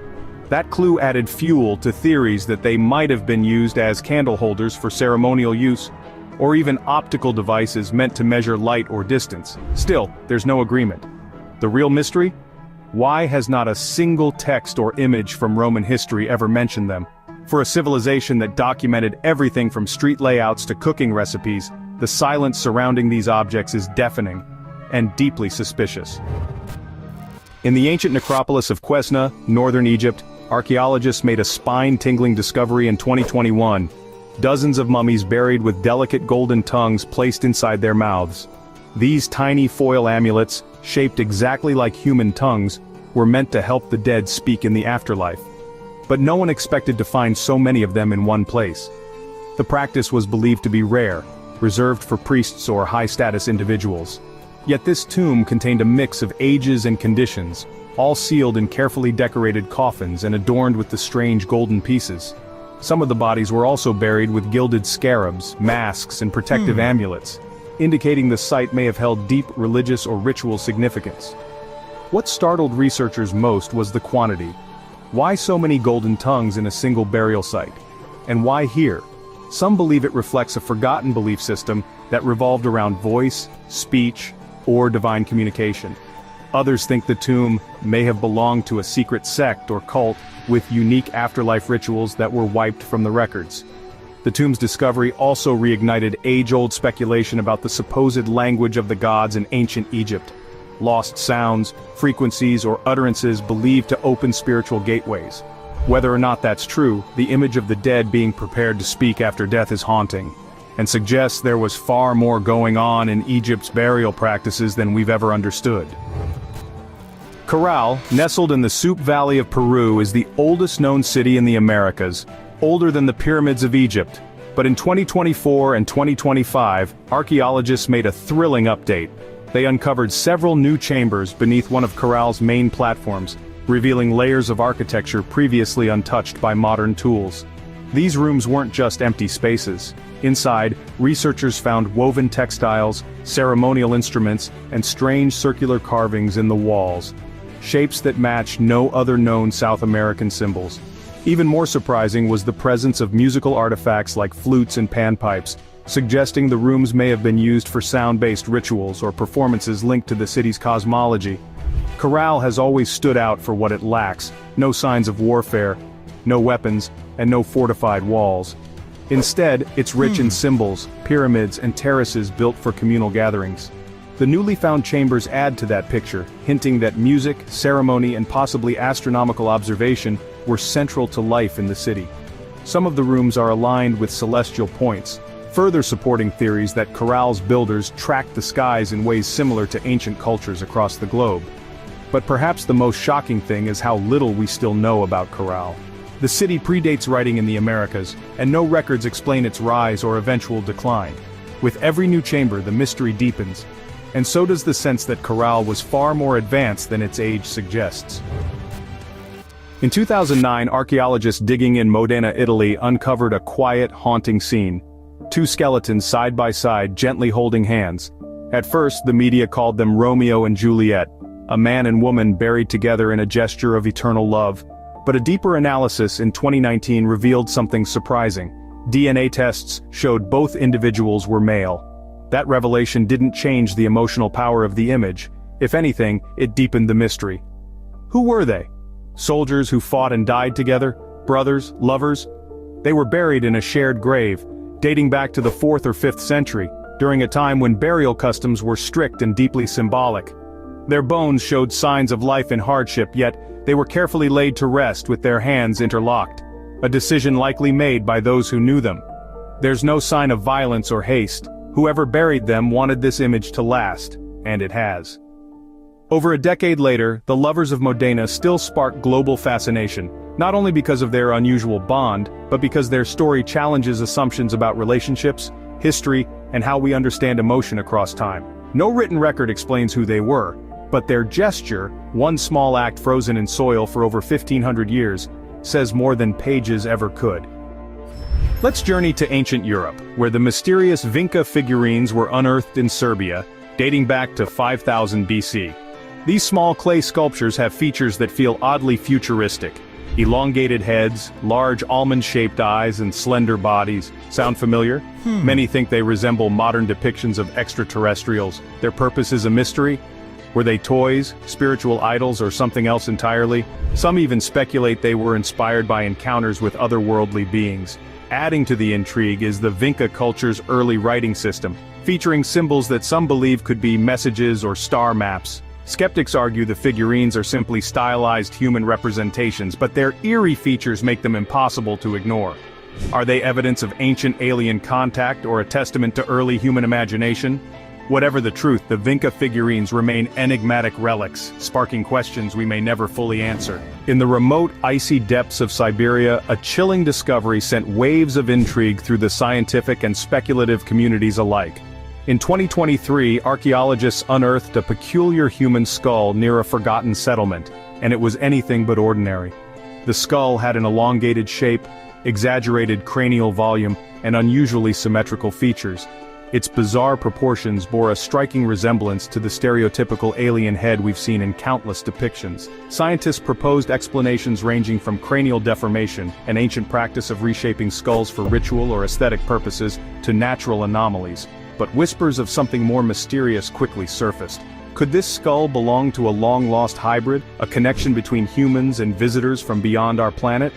The chilling landscape of Siberia has always held secrets frozen in time. This find only deepens its allure, leaving more questions than answers. Thousands of miles away, in the alpine valleys of northern Italy, ancient carvings etched into stone reveal an unsettling mystery.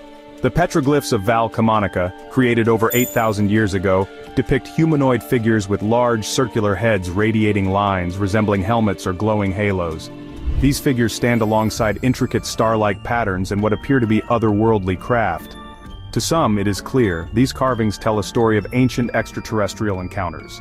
Skeptics argue these carvings represent gods or celestial phenomena worshipped by early humans.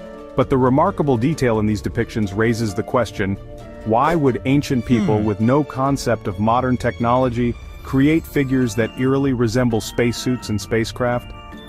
The petroglyphs' placement on rocky cliffs, visible only under the open sky, adds a layer of mystery, as if they were meant to signal the heavens. In the lush rainforests of Costa Rica, ancient artisans left behind artifacts that continue to puzzle and captivate. Among these treasures are the Diki gold frogs, small, intricately crafted pendants made by the Diki people over 1,000 years ago. At first glance, they seem like charming depictions of the region's abundant amphibians, but a closer look reveals something extraordinary.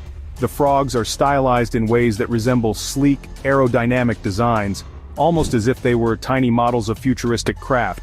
This detail has sparked intense speculation. Were these golden frogs merely artistic representations of nature, or could they hint at a deeper, more otherworldly connection? Some theorists suggest that these pendants might reflect advanced technologies the Diki people could never have known, or encountered beings who did. Adding to the intrigue, their discovery coincides with other anomalous artifacts across the Americas that seem to hint at ancient knowledge far beyond its time. From Costa Rica's jungle treasures, our journey now takes us across the Pacific, to a modern mystery that lit up Japan's skies. In June 2020, the clear skies over northern Japan became the stage for an enigmatic event. A strange balloon-like object hovered in the air for hours, defying identification. It wasn't a weather balloon or any known aircraft. Witnesses described it as eerily motionless, with a structure that included propellers but no clear purpose. As videos of the incident circulated online, speculation ran wild. Was it a secret government project, an elaborate hoax, or something far more mysterious? While officials scrambled to provide mundane explanations, they found no definitive answers. Some pointed to similarities with ancient depictions of flying crafts in Japan, such as the Utsurobune, a legendary hollow ship said to have washed ashore in the 19th century. Could this strange relic in the skies of 2020 be connected to those ancient tales? The idea bridges centuries, suggesting a recurring thread of encounters that humanity has yet to fully understand. And as the skies grew quiet once again, the mystery only deepened. In the heart of the Arabian Peninsula lies a landscape so otherworldly. It's often likened to the surface of another planet. Al-Ula, an ancient oasis in Saudi Arabia, is home to monumental rock formations shaped by millennia of wind and sand. Towering spires, natural arches, and massive stones balanced in impossible ways create a scene that feels almost alien. Among these formations is the iconic Elephant Rock, a massive structure that looks like a colossal petrified creature. But beyond the natural beauty lies a deeper mystery. Scattered throughout the region are ancient carvings and ruins, some dating back thousands of years, that suggest a sophisticated understanding of the cosmos. Certain engravings resemble celestial maps, while others depict figures with elongated features that some claim hint at alien influences. Whether the people of Al-Ula were inspired by their unique surroundings or something beyond this earth is a question that continues to intrigue researchers. Deep in the jungles of Mesoamerica, ancient artisans created masks that still captivate and mystify. Among the most famous are those crafted by the Olmec and Maya civilizations. These masks, made from jade and other precious materials, often feature elongated faces, wide eyes, and serene expressions. Details that many find strikingly similar to modern depictions of extraterrestrials. Some were used in ceremonies, while others adorned the faces of the dead, believed to guide them to the afterlife. The craftsmanship of these masks is astonishing, but it's their uncanny resemblance to what we now associate with aliens that fuels speculation. Were they inspired by celestial visitors, or do they simply reflect ancient ideals of spirituality and beauty? Adding to the intrigue is the fact that these civilizations had an advanced understanding of astronomy, often aligning their structures and rituals with celestial events. Did their fascination with the heavens come from a deeper connection, or perhaps even contact, with something beyond? As we ponder this, we head to China, where another set of enigmatic masks has recently emerged from the earth, sparking a fresh wave of curiosity. In the quiet fields of Sanxingdui, Sichuan Province, China, a startling discovery was made in 2023 that reignited age-old mysteries. Archaeologists unearthed a series of bronze masks dating back over 3,000 years, their features unlike anything seen before. These artifacts, with their oversized angular eyes, exaggerated ears, and otherworldly proportions, seem to leap straight from the pages of a science fiction novel. The masks were part of a trove linked to the ancient Shu civilization, a culture known for its artistic brilliance and enigmatic practices. But these masks raise questions as sharp as their features. Some researchers see them as ceremonial objects, perhaps symbolizing gods or spirits. Others wonder if they hint at encounters with beings not of this world. Adding to the puzzle, the masks were found alongside relics that suggest advanced metallurgical techniques far ahead of their time. As debates rage on about their origins, one thing is certain: the Sanxingdui masks blur the line between ancient artistry and the unknown. High in the arid deserts of Peru, a discovery unfolded in 2023 that seemed ripped from the pages of some alien book. researchers revealed few strange mummified bodies, no taller than 2 feet, with elongated skulls, 3 fingers on each hand, and anatomies that defy human biology. Their appearance instantly captured global attention, sparking debates and wild theories. Were these remains ancient extraterrestrial visitors, or were they elaborate hoaxes crafted to deceive? Radiocarbon dating suggested the mummies were over 1,000 years old, and their X-rays revealed unexpected anatomical details, such as metallic implants embedded within their skeletons. While some scientists remain skeptical, dismissing the mummies as clever forgeries, others argue that the evidence is too compelling to ignore. Could these tiny beings be a clue to humanity's long-lost interactions with otherworldly life? As the dust settles in Peru, our attention shifts north to Greenland, where a colossal discovery buried beneath the ice hints at a cataclysmic event from the cosmos. Beneath the icy expanse of Greenland, a colossal secret lay hidden for millennia. In 2018, researchers using ground-penetrating radar uncovered the Hiawatha Crater, a massive impact site stretching over 19 miles in diameter. But it wasn't until recently that new studies revealed even more startling details. Estimated to be tens of thousands of years old, this crater's origins are linked to a meteorite that collided with Earth, unleashing unimaginable energy. Could such an event have shaped not just the physical landscape but also the course of human history? Some theorists believe this impact could have coincided with dramatic climate shifts, possibly influencing early human civilizations. Others propose an even more tantalizing idea that extraterrestrial materials or even microbial life might have hitched a ride on this cosmic visitor. As scientists continue to drill deeper, both literally and metaphorically, into the secrets of the Hiawatha Crater, the frozen tundra seems to whisper tales of a celestial past. Tucked away in the forests of Bosnia and Herzegovina, the enigmatic stone spheres of Zavidovici have puzzled locals and researchers alike. Scattered across the region, these massive, almost perfectly spherical stones seem too precise to be a product of nature. Some weigh several tons, and their composition, a mix of quartz and sandstone, suggests an origin shrouded in geological mystery. Theories about their purpose range from ancient markers of lost civilizations to naturally formed anomalies. But a last-year reinvestigation of these spheres has reignited debates. Using advanced imaging techniques, researchers have uncovered patterns on their surfaces that appear to be deliberate carvings, possibly inscriptions or maps. Could these markings be messages from an ancient culture, or perhaps even remnants of alien technology? As speculation swirls, skeptics argue that the spheres are merely unique geological formations. Yet standing among these ancient, silent stones, one can't help but feel the weight of time and secrets unknown. In the remote reaches of Russia's Ural Mountains, a discovery was made that defies logic and size. During a geological survey in the 1990s, tiny, intricately crafted spirals were uncovered, buried deep in the sediment along the Narada River.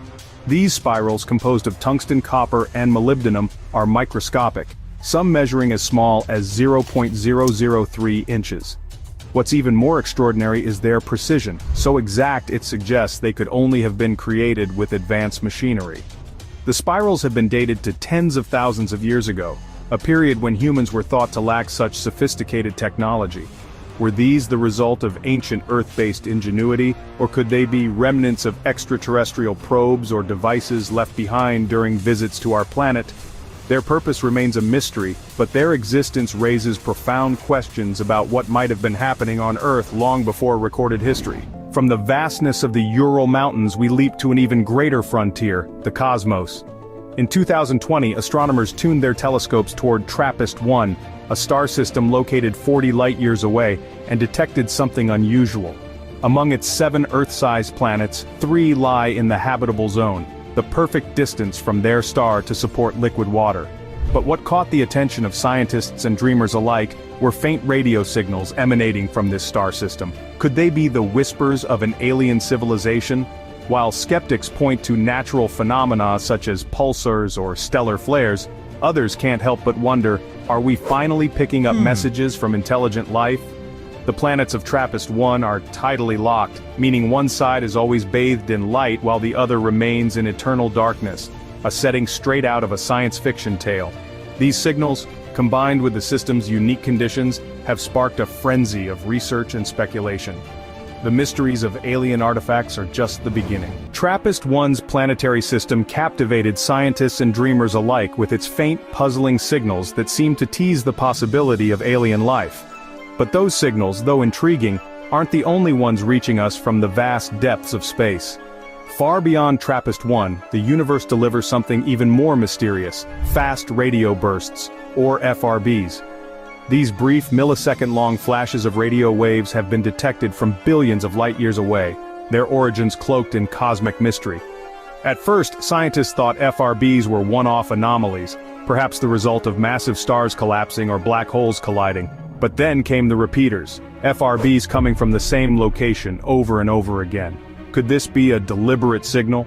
Some theorists suggest FRBs might be the handiwork of an advanced alien civilization, using bursts of energy as a cosmic beacon. Unlike the faint signals from TRAPPIST-1, these bursts are unbelievably powerful, momentarily outshining entire galaxies. But if these are messages, what could they mean? Are they trying to communicate, or simply broadcasting their presence? The idea that we might be intercepting alien communications transforms these bursts into something more than just cosmic noise.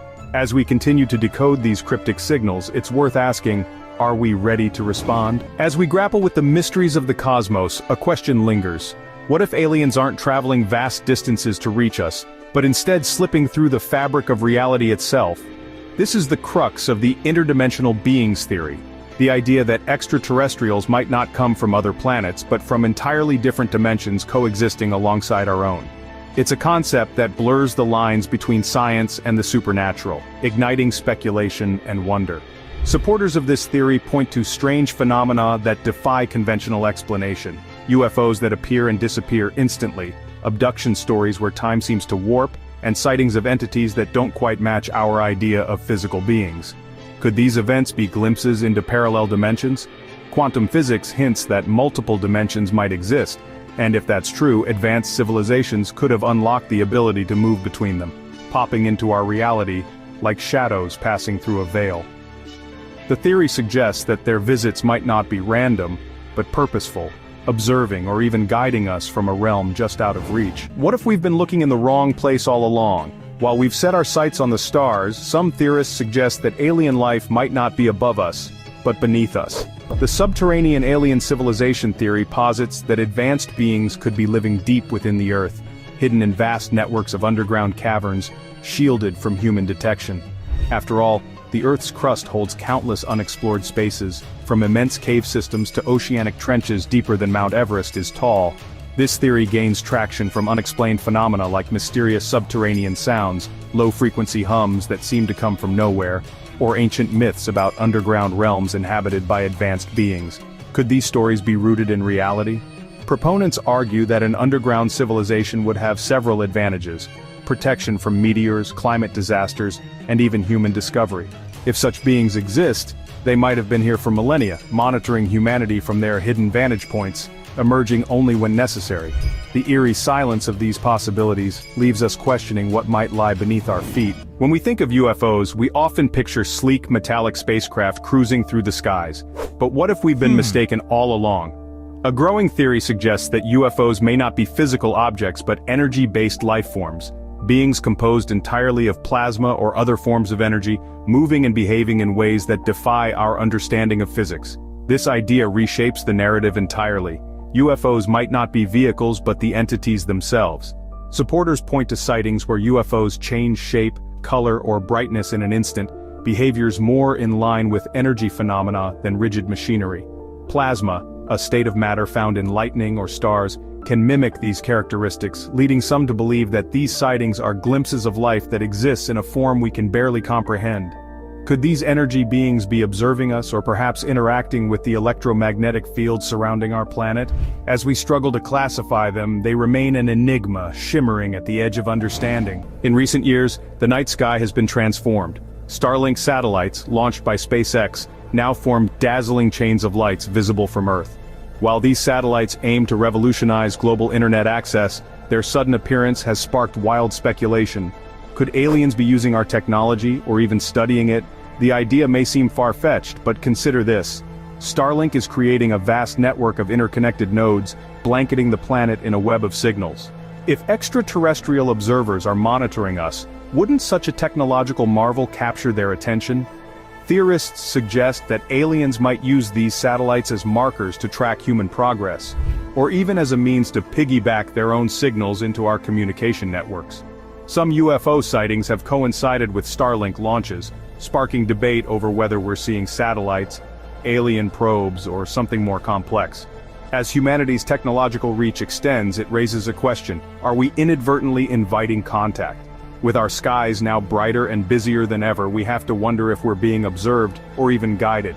And this brings us to a tantalizing question: what if aliens have been watching us all along, like unseen spectators in a grand experiment? Imagine Earth as an elaborate enclosure in a cosmic zoo. This is the essence of the zoo hypothesis, a tantalizing theory suggesting that extraterrestrial civilizations are observing us from afar, deliberately avoiding contact to preserve our natural development. Like wildlife researchers, these advanced beings might be studying us, cataloging our behaviors, and monitoring our evolution without interference. It's a chilling thought. What if every technological leap, every monumental event has been silently witnessed by an unseen audience? Supporters of this theory argue that the eerie silence in the universe, the so-called Fermi paradox, might not mean we're alone, but rather that we're being deliberately ignored.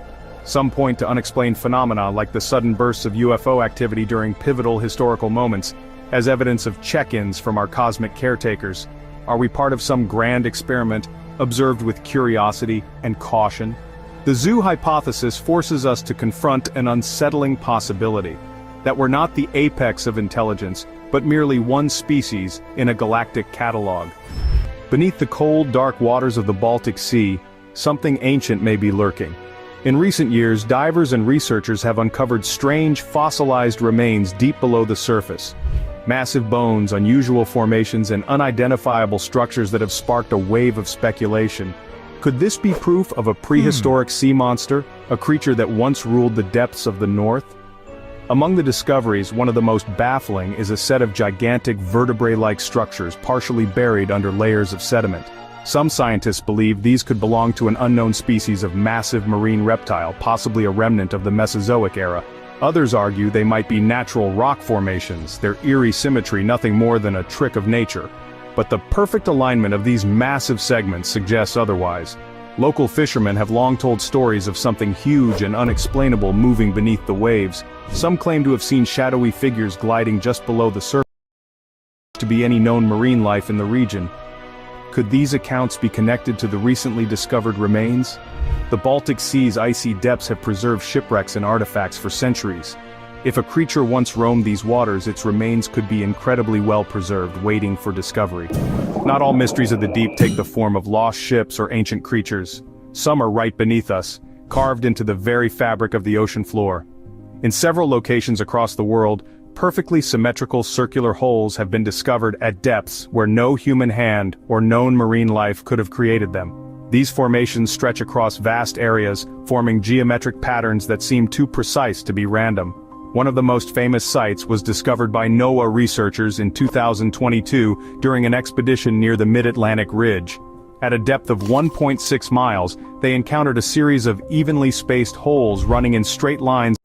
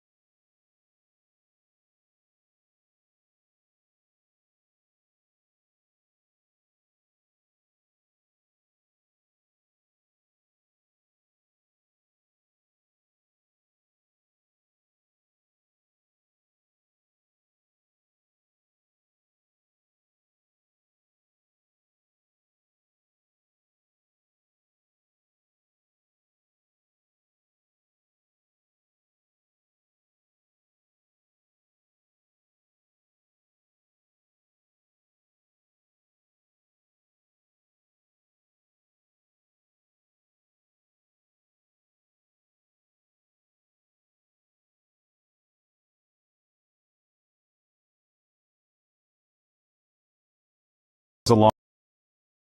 At first glance, they looked like drill sites, yet no known equipment or natural process explains their creation.